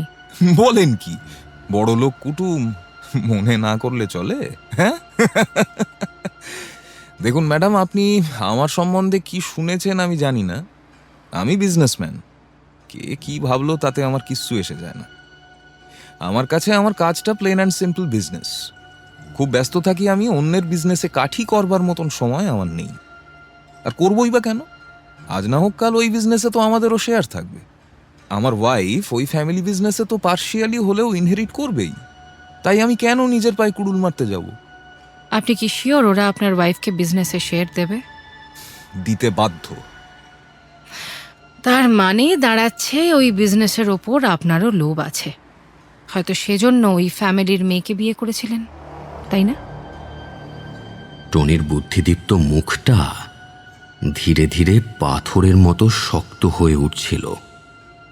ভীষণ রেগে গেছে বোঝাই যাচ্ছে। টুবাই মানে আমার ওয়াইফকে আমি কবে থেকে চিনি জানেন? সেই ছোটবেলা থেকে। আমরা খুব গরিব ছিলাম, আর টুবাই বড় লোকের মেয়ে। আমার বাবা ওদের বাড়ির ড্রাইভার ছিল। ওদের বাড়ির সবাই খুব নাকুচু, শুধু টুবাই অন্যরকম ছিল। টুবাইয়ের এক ছোট ভাই ছিল, 6 বছর বয়সে খারাপ রকমের নিউমোনিয়া হয়ে মারা যায়। সে বেঁচে থাকলে সে সম্পত্তির ভাগ পেত, সেক্ষেত্রে আমার কিছুই বলার থাকতো না। কিন্তু টুবাইও যদি ভাগ না নেয় তাহলে সব সম্পত্তি পুরোটাই বড় জ্যাঠার হয়ে যাবে। সেটা কি ঠিক? সেটা আমি হতে দেব না ম্যাডাম। এই অতীন্দ্র চৌধুরী আমার বাবাকে মিথ্যে রানওভার কেসে ফাঁসিয়ে জেলে পাঠিয়েছিল। এ কথা জানেন? আমার বাবার কোনো দোষ ছিল না। মদ খেয়ে নিজের গাড়ির স্টিয়ারিং ধরেছিল ওই অতীন্দ্র চৌধুরী। আমার বাবা মানা করেছিল বারবার, শুনল না। পথ চলতি একটা লোককে পিষে দিল। আমার বাবার ঘাড়ে সব দায় চাপিয়ে দিল ওরা। কেস চলাকালীনই পেটে ক্যান্সার ধরা পড়লো বাবার, চিকিৎসা হলো না, মারা গেল। সেই বয়স থেকে একা লড়ছি। শূন্য থেকে শুরু করে অনেক স্ট্রাগল করে এই জায়গায় পৌঁছেছি ম্যাডাম। আজ শিলিগুড়ি শহরে প্রত্যেকটা লোক আমাকে এক ডাকে চেনে। অলমাইটি আছেন, বুঝলেন ম্যাডাম? আমি বিশ্বাস করি। বাবার মারা যাওয়ার পরের বছরই অতীন্দ্র চৌধুরীর বড় ছেলে মাত্র 15 বছর বয়সে ড্রাগ নিতে গিয়ে ওভারডোজ হয়ে মরল। কয়েক মাসের মধ্যে বউও মরল ছেলের শোকে। ছোট ছেলে ওই যে সুমন, সেই এখন সমস্ত সম্পত্তির ওপর ডানা ছড়িয়ে বসে আছে, একাই সব ভোগ করবে। ছোট নাতি এখন চৌধুরীদের বংশপ্রদীপ। কিন্তু টুবাইকে ওরা বঞ্চিত করার কথা ভাবলে অত সহজে আমি ছেড়ে দেব না ম্যাডাম। আরেকটা কথা, আপনি যদি ভাবেন আমি আমার বাবার হয়ে প্রতিশোধ নেবার জন্য ওদের বিজনেসের গুডউইল নষ্ট করতে চাই, তাহলে ভুল করবেন। আমার প্রতিশোধ তো সেদিন হবে যেদিন আমি ওই বিজনেসের শেয়ার পাবো, ওদের কোম্পানির মালিক হব।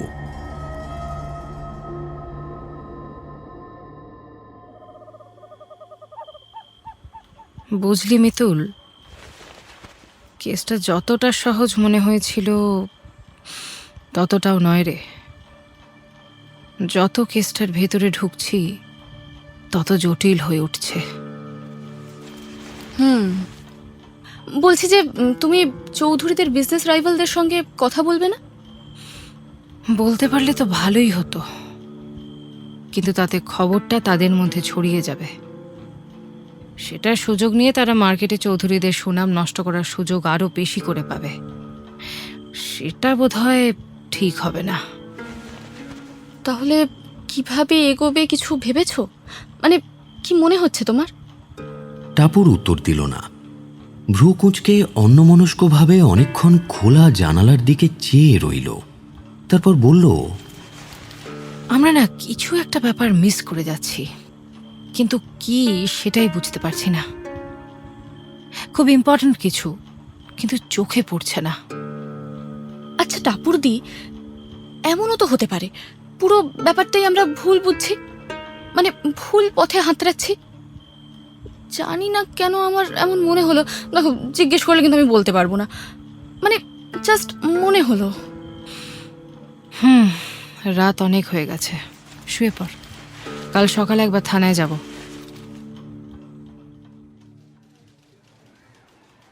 অভিষেকবাবু থানাতেই ছিলেন। ওদের দুজনকে দেখে হাসি মুখে অভ্যর্থনা জানালেন। তবে মুখে হাসি থাকলেও তার চেহারায় ক্লান্তির ছাপ স্পষ্ট। কি ব্যাপার রে, চেহারার অবস্থা এরকম ঝোড়ো কাকের মতো হয়ে আছে কেন? আর বলিস না, খবর ছিল ভুটান সীমান্ত দিয়ে প্রায় 40 কেজি সোনার একটা কনসাইনমেন্ট এদেশে ঢুকছে। সোর্সের দেওয়া খবর অনুসারে কাল রাতেই সেগুলো দেশের বিভিন্ন প্রান্তে রওনা দেওয়ার কথা। খবর পেয়ে ফোর্স নিয়ে কাল রাতেই রেড করলাম কয়েকটা জায়গায়, কিন্তু সোনা উদ্ধার হয়নি, খালি হাতেই ফিরতে হয়েছে। আশেপাশে বর্ডার ডিস্ট্রিক্টগুলো মানে আলিপুরদুয়ার আর দার্জিলিংয়েও পুলিশের হাই অ্যালার্ট রয়েছে, কিন্তু হাতে কিছুই আসছে না। বাদ দে, তোর কেস কদ্দূর এগুলো বল। এগুলো কিছু কথা বার করতে পারলি টনির মুখ থেকে? দেখ, টনি কিন্তু সাংঘাতিক চিজ, মিষ্টি মুখে যে কাউকে ঘোল খাইয়ে ছেড়ে দেবে, অসম্ভব বুদ্ধিমান, কিন্তু বুদ্ধিগুলোকে খারাপ কাজে ব্যবহার করে, এই যা। টনিকে তবু বোঝা যায় রে, কিন্তু চৌধুরী বাড়ির বাকি লোকগুলোকে বোঝা মুশকিল। যেমন? প্রত্যেকেরই নিজস্ব স্বার্থ আছে। অতীন্দ্রবাবু চান তাদের অবর্তমানে পুরো সম্পত্তি আর ব্যবসাটা সুমনের হোক, আবার সুধীন্দ্রবাবু চান টুবাই তার প্রাপ্য অংশ পাক। সুমন টনিকে সন্দেহ করে, আবার টনিও চলছে নিজের স্বার্থ নিয়ে। বাবার মৃত্যুর প্রতিশোধ বা নিজের ডিস্ট্রেস চাইল্ডহুড, এ সমস্ত বোগাস। সেসবের সঙ্গে ওর চৌধুরীদের সম্পত্তির প্রতি লোভের কোনো সম্পর্ক নেই। ওগুলো অজুহাত ছাড়া আর কিচ্ছু নয়। অতীন্দ্রবাবু বা সুমনের উপর পার্সোনাল গ্রাজ থাকতেই পারে, কিন্তু সেটা আলাদা ব্যাপার। মোট কথা, ব্যবসার শেয়ার ওরও চাই। সুতরাং সবার চোখে যখন ব্যবসার দিকে, তখন সেই ব্যবসার গুডউইলের ক্ষতি এদের মধ্যে কেউ কেন করতে যাবে সেটা বলতো? আর তার চেয়েও বড় কথা, এমন সামান্য একটা ঘটনা ঘটিয়ে আদৌ কতটা ক্ষতি করা সম্ভব? মোটিভটা নিয়ে একটু ধন্দ লাগছে রে। খবরটা ওরা পেল খুব ভোরে, 5টাও বাজেনি তখনও। ঘরে ঘুমোচ্ছিল মিতুল আর টাপুর। বাইরে উচ্চৈস্বরে কথাবার্তা শুনে দুজনেরই ঘুম ভেঙে গেল। টাপুর বিছানা থেকে নেমে দরজাটা খুলল। সামনেই সুমন দাঁড়িয়ে ফোনে কারো সঙ্গে খুব উত্তেজিতভাবে কথা বলছে। নিচের তলাতেও লোকজনের উত্তেজিত কথাবার্তা শোনা যাচ্ছে। সুমন ফোনটা রেখে দাঁড়িয়ে পড়ল ওদের খোলা দরজাটার সামনে। টাপুরদের দিকে তাকিয়ে বলল, পুলকেশবাবু খুন হয়েছেন। সে কি? এই তো সেদিনই দেখে এলাম ভদ্রলোককে। কত কথা বললেন। ফ্যাক্টরি অফিসে কেউ স্ট্যাপ করেছে। রাতের সিকিউরিটি গার্ড টহল দিতে গিয়ে বডি দেখে আমাদের ফোন করেছে। পুলিশ পৌঁছে গিয়েছে স্পটে, আমরাও বেরোচ্ছি। আচ্ছা, আপনারা কি যাবেন? নিশ্চয়ই, যেতে তো হবেই। 10 মিনিটের মধ্যে রেডি হয়ে নিচে নামলো ওরা। দীনেন্দ্রবাবু সোফায় বসেছিলেন। চোখ তুলে একবার তাকালেন, তারপর আবার মাথা নিচু করলেন। খুব ক্লান্ত দেখাচ্ছে ভদ্রলোককে, স্পষ্টতই হতাশ। বাড়িতে গোয়েন্দা উপস্থিত থাকতে থাকতে এইরকম একটা ঘটনা ঘটে গেল। এই মুহূর্তে নিজেরই খারাপ লাগছে টাপুরের। বাড়ির সামনে দুটো গাড়ি দাঁড়িয়ে। অতীন্দ্রবাবু, সুধীন্দ্রবাবু আর সুমন একটা গাড়িতে উঠল, আর একটাতে মিতুল আর টাপুর। মিতুলদের গাড়িটা প্রশান্ত চালাচ্ছে। ভোর রাতে ঘুম থেকে উঠে এসেছে বেচারা। চেহারা দেখেই বোঝা যাচ্ছে খুবই ক্লান্ত। সারাদিন প্রচুর পরিশ্রম করে ছেলেটা। চোখে এখনো ঘুমের রেশ লেগে আছে। পুলকেশবাবুর মৃত্যু সংবাদ এখনো সে জানে না। টাপুর বলল, প্রশান্ত, তুমি এদিকে বসে ঘন্টাখানেক ঘুমিয়ে নাও, গাড়ি আমি চালাচ্ছি। না দিদি, পাহাড়ি রাস্তা আপনি পারবেন না। পাহাড়ে উঠতে শুরু করলে না হয় তুমি চালিও, আপাতত শিলিগুড়ি অবধি আমি চালাচ্ছি। তুমি একটু ঘুমিয়ে নাও। না না দিদি, মালিক জানতে পারলে আমার চাকরি চলে যাবে। আরে বাবা, কেউ জানবে না। এরকম ঘুম চোখে গাড়ি চালাতে গিয়ে অ্যাক্সিডেন্ট করলে চাকরির বদলে প্রাণটা যাবে। সরো। টাপুর ড্রাইভিং সিটে গিয়ে বসল। ভোরের আকাশ একটু একটু করে পরিষ্কার হচ্ছে। কত পাখি ডাকছে। কলকাতায় এত পাখি কোথায়? অন্য সময় হলে হয়তো সূর্যোদয়ের মুহূর্তে প্রকৃতির এমন শোভা দেখে মুগ্ধ হতো মিতুল, কিন্তু আজ এই পরিস্থিতিতে প্রাকৃতিক সৌন্দর্য দেখে মুগ্ধতার অবকাশ নেই। মনটা খুব খারাপ লাগছে ওর। জলজান্ত মানুষটা খুন হয়ে গেল। কে করলো এই কাজ? কেনই বা করলো? তাহলে কি এইসবের পেছনে আরও কোনো গভীর রহস্য আছে? আরও কোনো ভয়ঙ্কর অপরাধ লুকিয়ে আছে?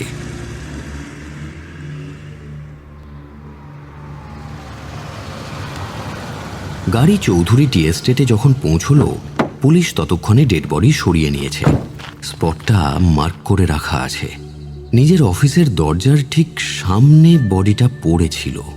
কিন্তু এত রাতে অফিসে কি করছিলেন পুলকেশবাবু? কারো জন্য অপেক্ষা করছিলেন কি?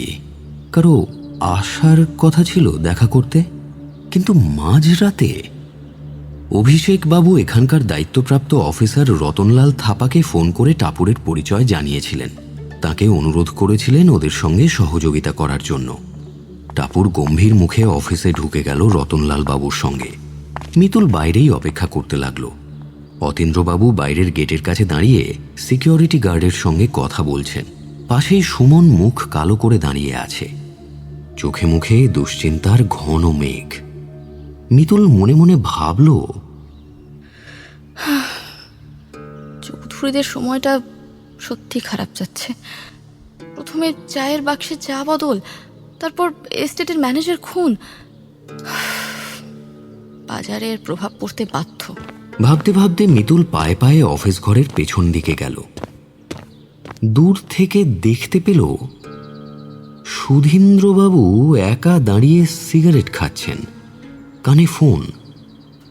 মিতুলের উপস্থিতি তার নজরে পড়েনি। কথা বলার জন্য এগিয়ে গেল মিতুল। একটু এগোতেই কানে এলো তিনি ফোনে কাউকে চাপা গলায় বলছেন, টাকা পেয়ে যাবেন, টাকা নিয়ে চিন্তা করতে হবে না। মিতুলের পায়ের শব্দ পেয়ে ঘুরে দাঁড়ালেন ভদ্রলোক। ও ও আপনি? আসলে কি জানেন, মার্কেটে অলরেডি খবরটা ছড়িয়ে গেছে।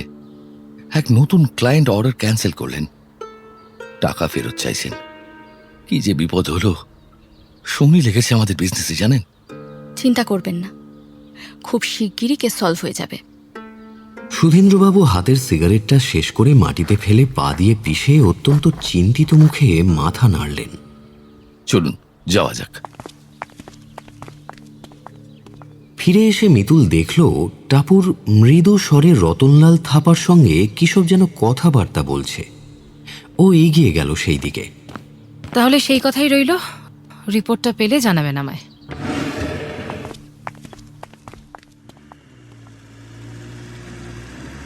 ফেরার পথে মিতুল টাপুরকে জিজ্ঞাসা করল, টাপুরদি, কি মনে হচ্ছে তোমার?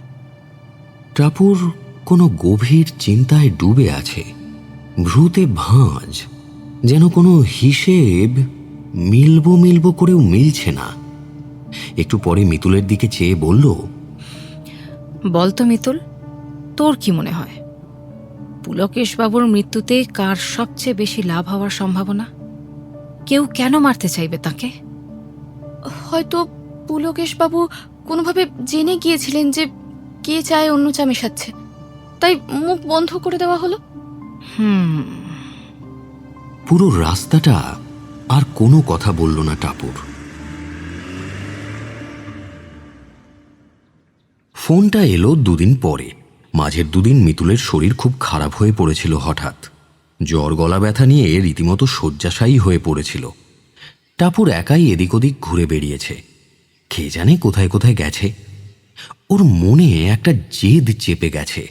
তবে আজ সকাল থেকে শরীরটা বেশ ঝরঝরে লাগছে মিতুলের।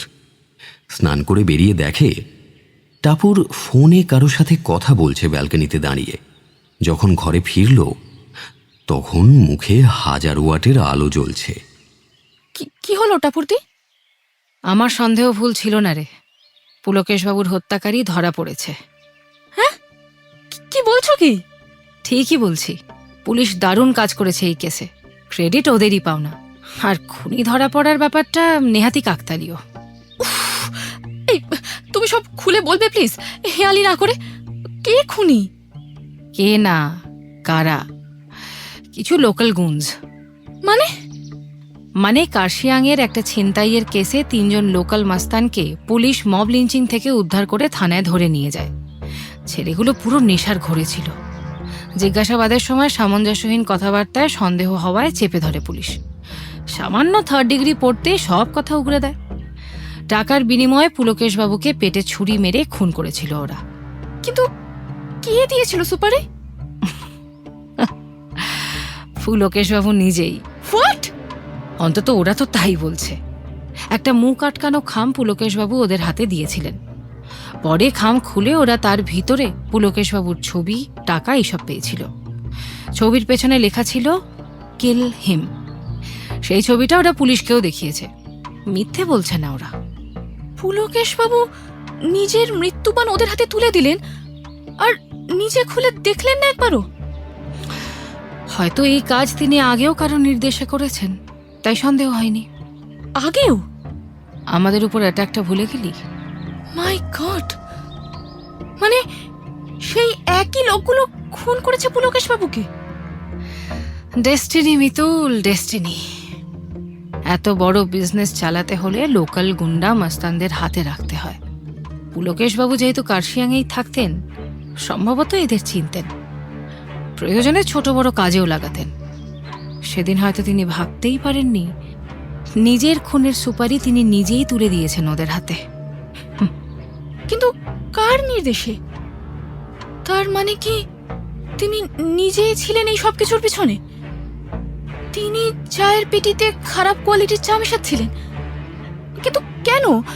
চৌধুরীদের ব্যবসা নষ্ট করে তার কি লাভ? এইটা ফুর্দি, আমার তো সবই ঘেটে যাচ্ছে কিরকম একটা।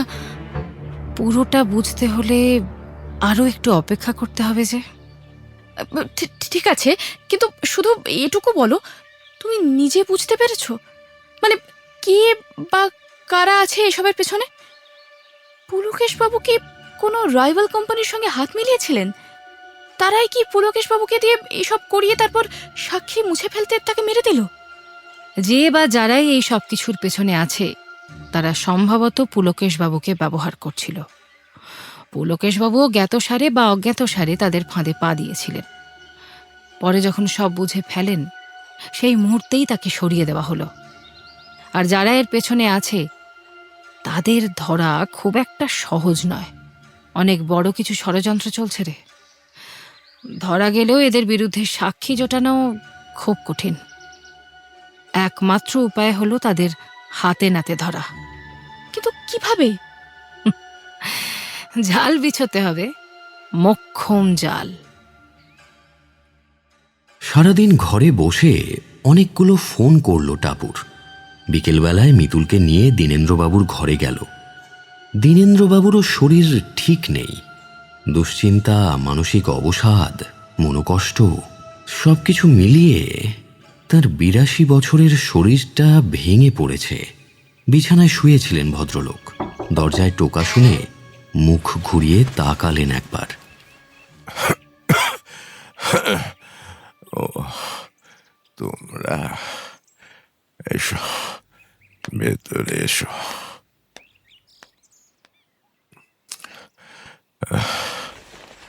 কিছু বলবে?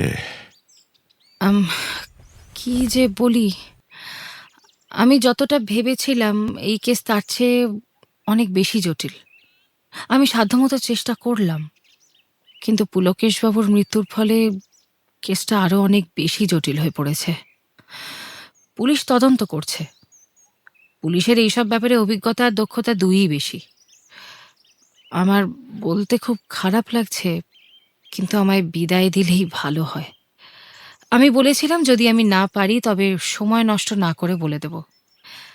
তাই মনে হলো আর সময় নষ্ট করে লাভ নেই। তোমার আর দোষ কি? সারা জীবন সম্মানের সঙ্গে ব্যবসাটা চালিয়ে নিয়ে এসে আজ এই বয়সে এসে আমার এই দিনটা দেখতে হলো। সুদিন নক্ষত্র, রাহু, কেতু এসবে বিশ্বাস করে খুব। আমি ওকে বকতাম। সারা জীবন মেনে এসেছি সাফল্যের জন্য দরকার অধ্যাবসায় আর পুরুষকার। শুধু শুধু এই বিশ্বাস থেকেই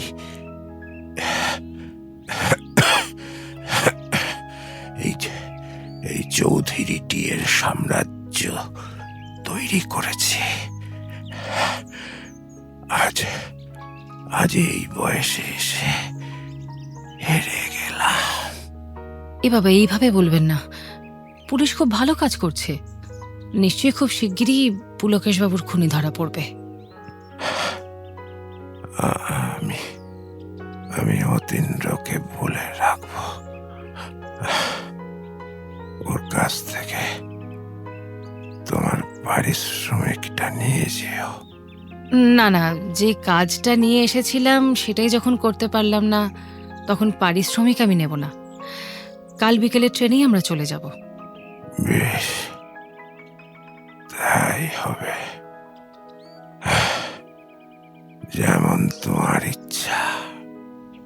আর কিছু না বলে চোখ বুঝলেন তিনি। মিতুল আর টাপুর নিঃশব্দে ঘর ছেড়ে বেরিয়ে এলো। রাত ৮টা নাগাদ দরজায় নখ শুনে মিতুল তাকিয়ে দেখল সুমন দাঁড়িয়ে আছে। আসতে পারি? আরে হ্যাঁ, আসুন আসুন। শুনলাম কাল চলে যাচ্ছেন আপনারা। হ্যাঁ, আর কি হবে থেকে? এখন তো সবই পুলিশের হাতে। পুলিশই যা করবে করার। তা তো ঠিক, কিন্তু টনিকে চেপে ধরলেও ঠিক সব অগ্রাত। আমি শিওর ওই নাটের গুরু। হতে পারে। পুলিশকে বলবেন আপনার সন্দেহের কথা। তারা নিশ্চয়ই খতিয়ে দেখবেন সব দিক। তা কাল কখন যাচ্ছেন আপনারা? আমি স্টেশনে পৌঁছে দিয়ে আসবো। আরে না না, আপনাকে কষ্ট করতে হবে না। আমরা রিক্সা করে নেব। তাই কখনো হয়? আপনারা হলেন এই বাড়ির অতিথি। আমি যাব স্টেশনে। আপনারা ওভাবে একা একা রিকশায় করে গেছেন জানতে পারলে দাদু খুব দুঃখ পাবেন। বেশ, বিকেল 4:40 জলপাইগুড়ি রোড স্টেশন থেকে উত্তরবঙ্গ এক্সপ্রেসের টিকিট হয়েছে। এখান থেকে 4টে নাগাদ বেরোলেই তো হবে, তাই না? হ্যাঁ হ্যাঁ, হাতে একটুখানি টাইম নিয়ে বেরোনোটাই ভালো হবে। শুভরাত্রি জানিয়ে সুমন ঘর ছেড়ে চলে গেল। আজ তাড়াতাড়ি খাওয়া দাওয়া সেরে শুয়ে পড়িস মিতুল, রাতে ভালো করে ঘুমিয়ে নে।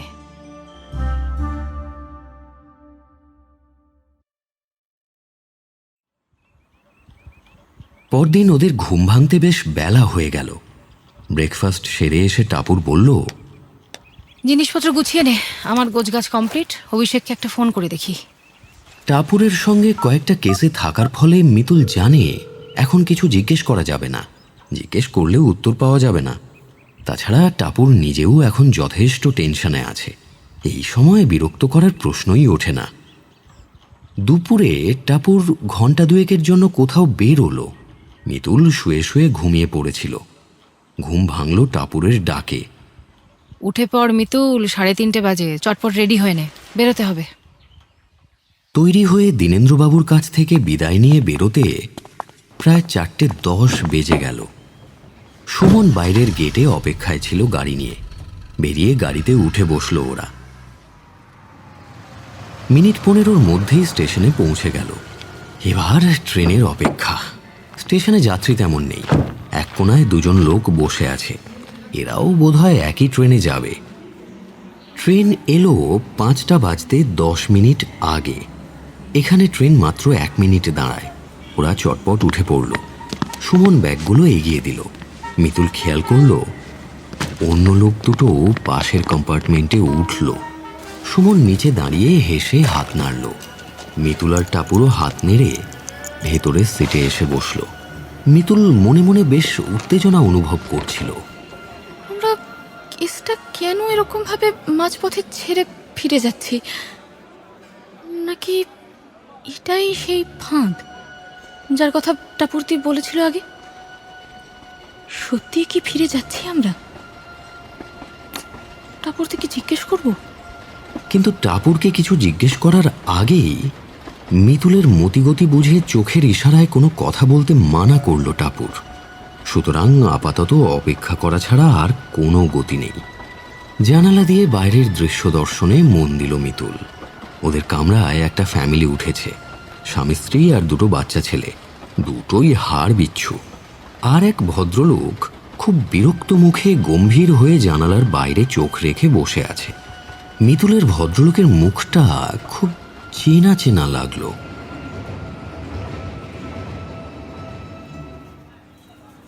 6টা নাগাদ নিউ জলপাইগুড়ি পৌঁছলো ট্রেন।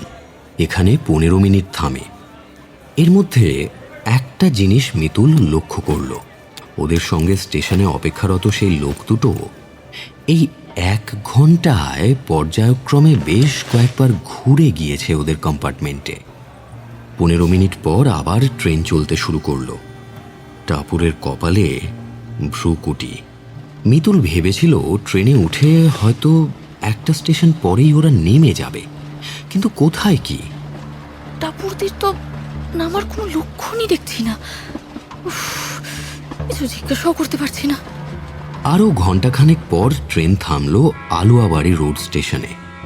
কামরার সেই বিরক্ত ভদ্রলোক এবার বাচ্চা দুটোর দিকে রীতিমতো ভস্ম করে দেওয়া দৃষ্টি নিক্ষেপ করে নেমে গেলেন।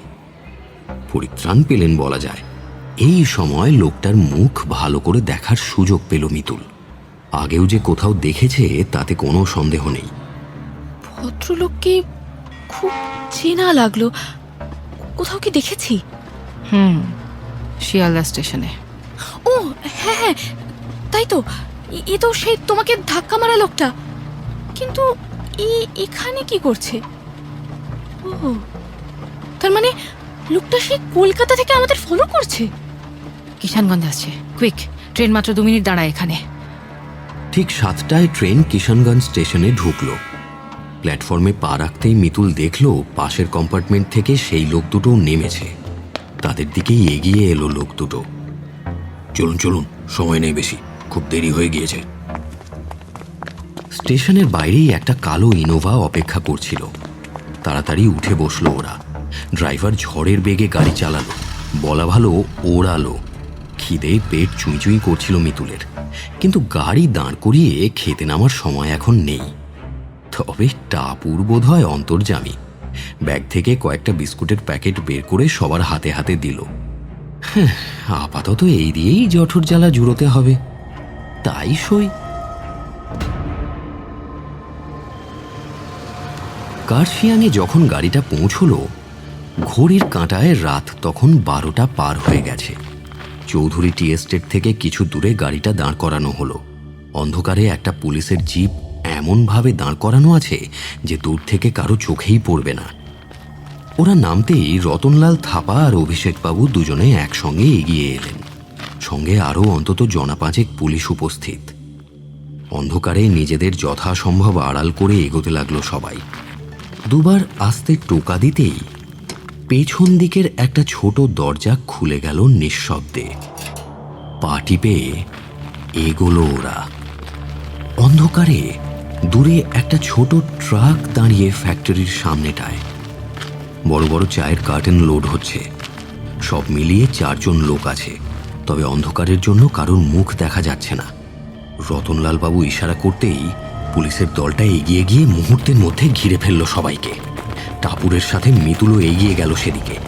4 জনের মধ্যে একজন আগ্নেয়াস্ত্র বের করতেই মুহূর্তের মধ্যে টাপুর প্রায় উড়ে গিয়ে তীব্র বেগে লাথি কষালো তার হাতে। পিস্তলটা ছিটকে পড়ল লোকটার হাত থেকে। অন্ধকারেও তাকে চিনতে অসুবিধে হলো না ওদের। সুমনের সুন্দর মুখটা কি নিষ্ঠুর কুটিল দেখাচ্ছে এখন। চোখ দুটো যেন তীব্র ঘৃণায় জ্বলছে, হিংস্র সাপদের মতো।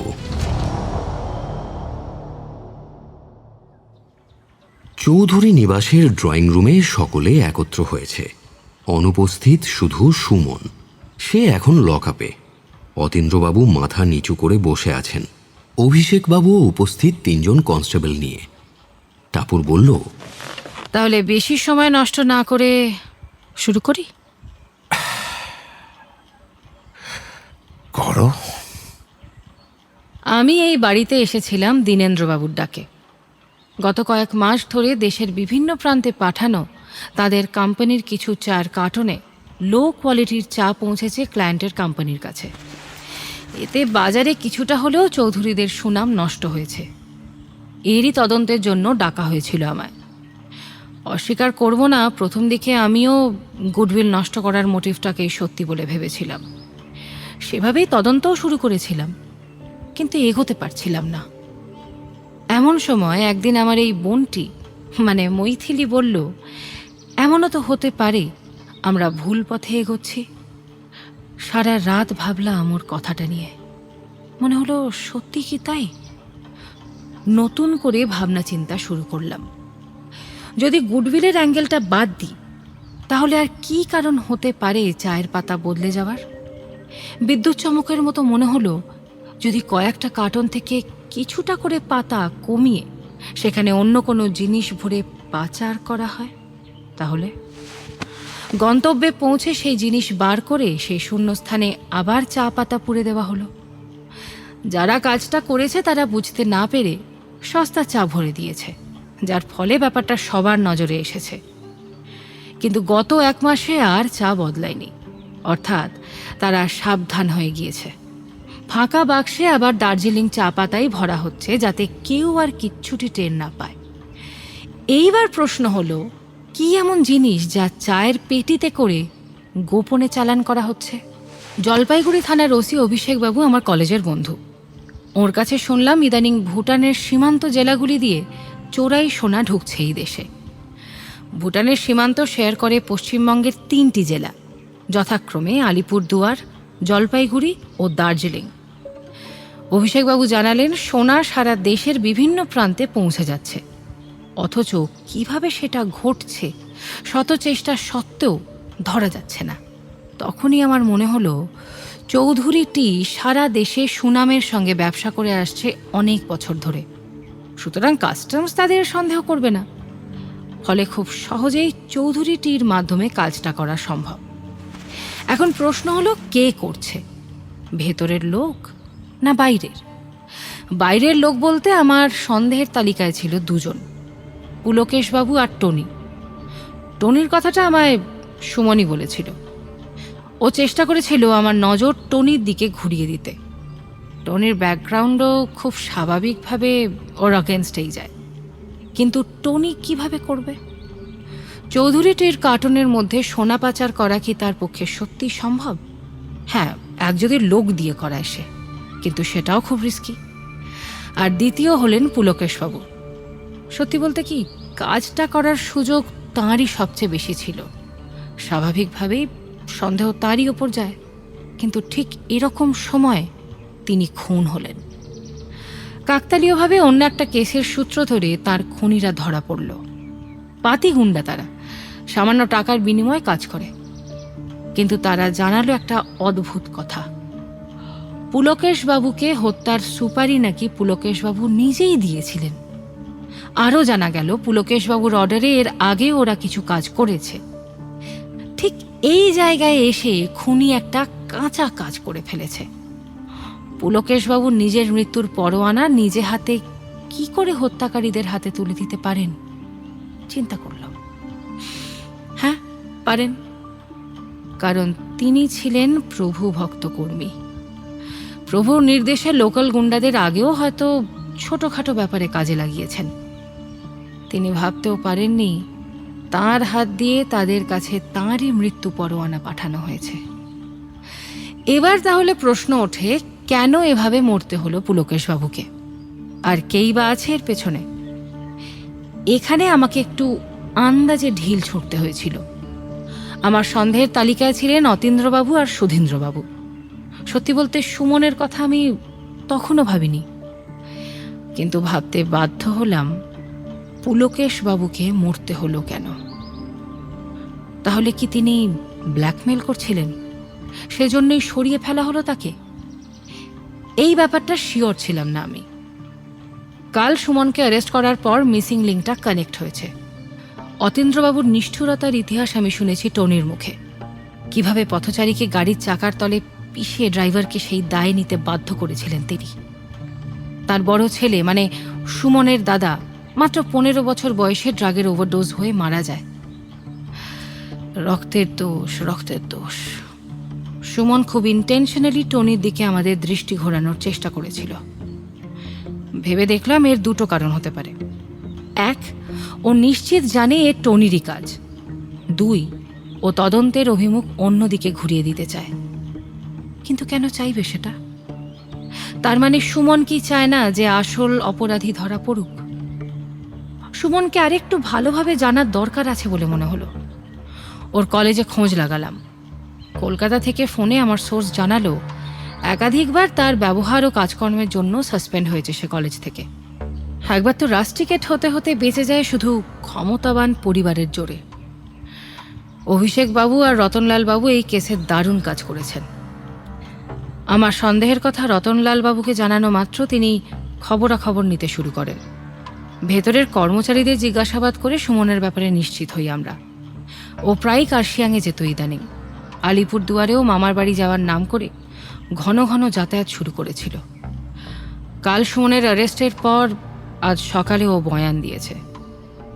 অতীন্দ্রবাবু, পুলকেশবাবুকে সরিয়ে দেওয়াটা কি খুব প্রয়োজন হয়ে দাঁড়িয়েছিল? মানে কি বলতে চাইছেন কি আপনি? পুলকেশবাবু তো আপনাকে জানাতে এসেছিলেন সোনা পাচারের ব্যাপারটা। সুমনের সব কুকীর্তির কথাই তিনি জেনে ফেলেছিলেন, কিন্তু তিনি জানতেন না যে আপনি আগে থেকেই সব জানেন।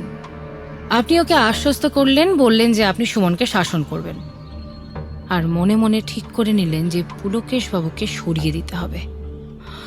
পুলকেশবাবুর কল রেকর্ডস অনুসারে রাতের শেষ ফোনটা তো আপনি করেছিলেন। সম্ভবত আপনিই ওকে বলেছিলেন রাতে অফিসে উপস্থিত থাকতে। ভাবছেন আমি কি করে এসব কথা জানলাম? সুমন পুলিশের কাছে সব স্বীকার করেছে। সে পুলিশকে জানিয়েছে যে সে তো শুধু তার বাবার নির্দেশ পালন করছিল। আসল নাটের গুরু তো আপনি, অতীন্দ্রবাবু, যিনি দীর্ঘদিন ধরেই চায়ের ব্যবসার আড়ালে বিভিন্ন রকম স্মাগলিং চালিয়ে যাচ্ছেন। চায়ের ট্রান্সপোর্ট লাইসেন্স ব্যবহার করে সারা দেশে স্মাগলড গুড সাপ্লাই করছেন। এতদিন ধরা পড়েননি, কিন্তু লোভও বেড়ে উঠেছিল। সোনার স্মাগলিংটাই কাল হলো আপনার। বেশি সাবধান হতে গিয়ে 4 কার্টনে সোনার বার ঢুকিয়ে সাপ্লাই করছিলেন। দীনেন্দ্রবাবু, কাল আপনাদের ট্রাকে লোড হওয়া চায়ের পেটি থেকে 40 কেজি সোনা উদ্ধার করা হয়েছে। চলুন অতীন্দ্রবাবু, আপনাকে আমাদের সঙ্গে থানায় যেতে হবে।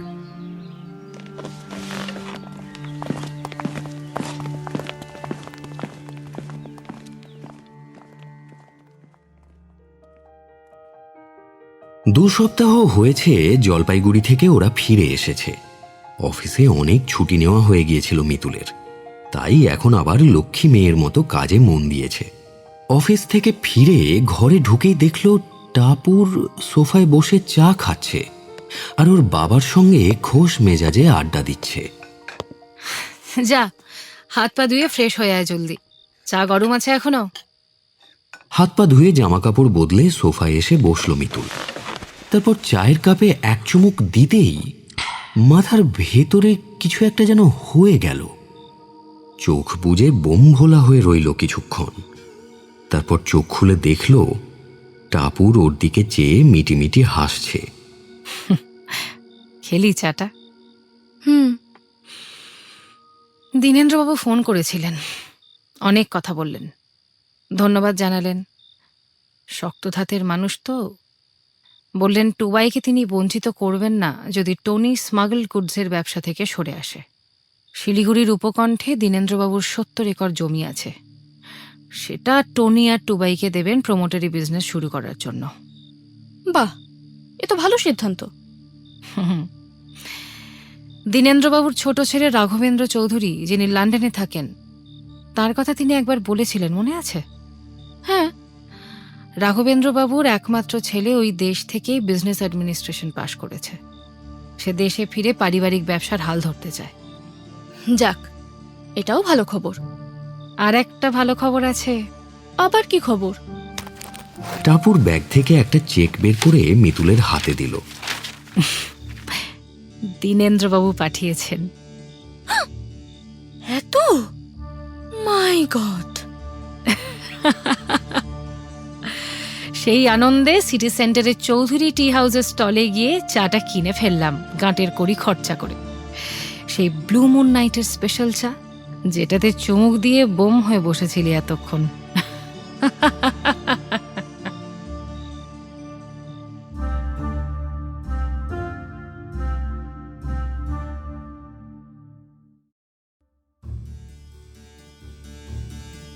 এতক্ষণ আপনি শুনছিলেন সমুজা দাসের কাহিনী উত্তরবঙ্গে টাপুরদি, only on radio Milan audio story. গল্পটি ভালো লেগে থাকলে অবশ্যই লাইক এবং শেয়ার করবেন, এবং আরও নতুন নতুন গল্প শোনার জন্য সাবস্ক্রাইব করতে ভুলবেন না আমাদের official YouTube channel radio Milan audio story. আগামী সপ্তাহে আরও একটি নতুন গল্প নিয়ে হাজির হব আমরা। শুনতে থাকুন রেডিও মিলন অডিও স্টোরি।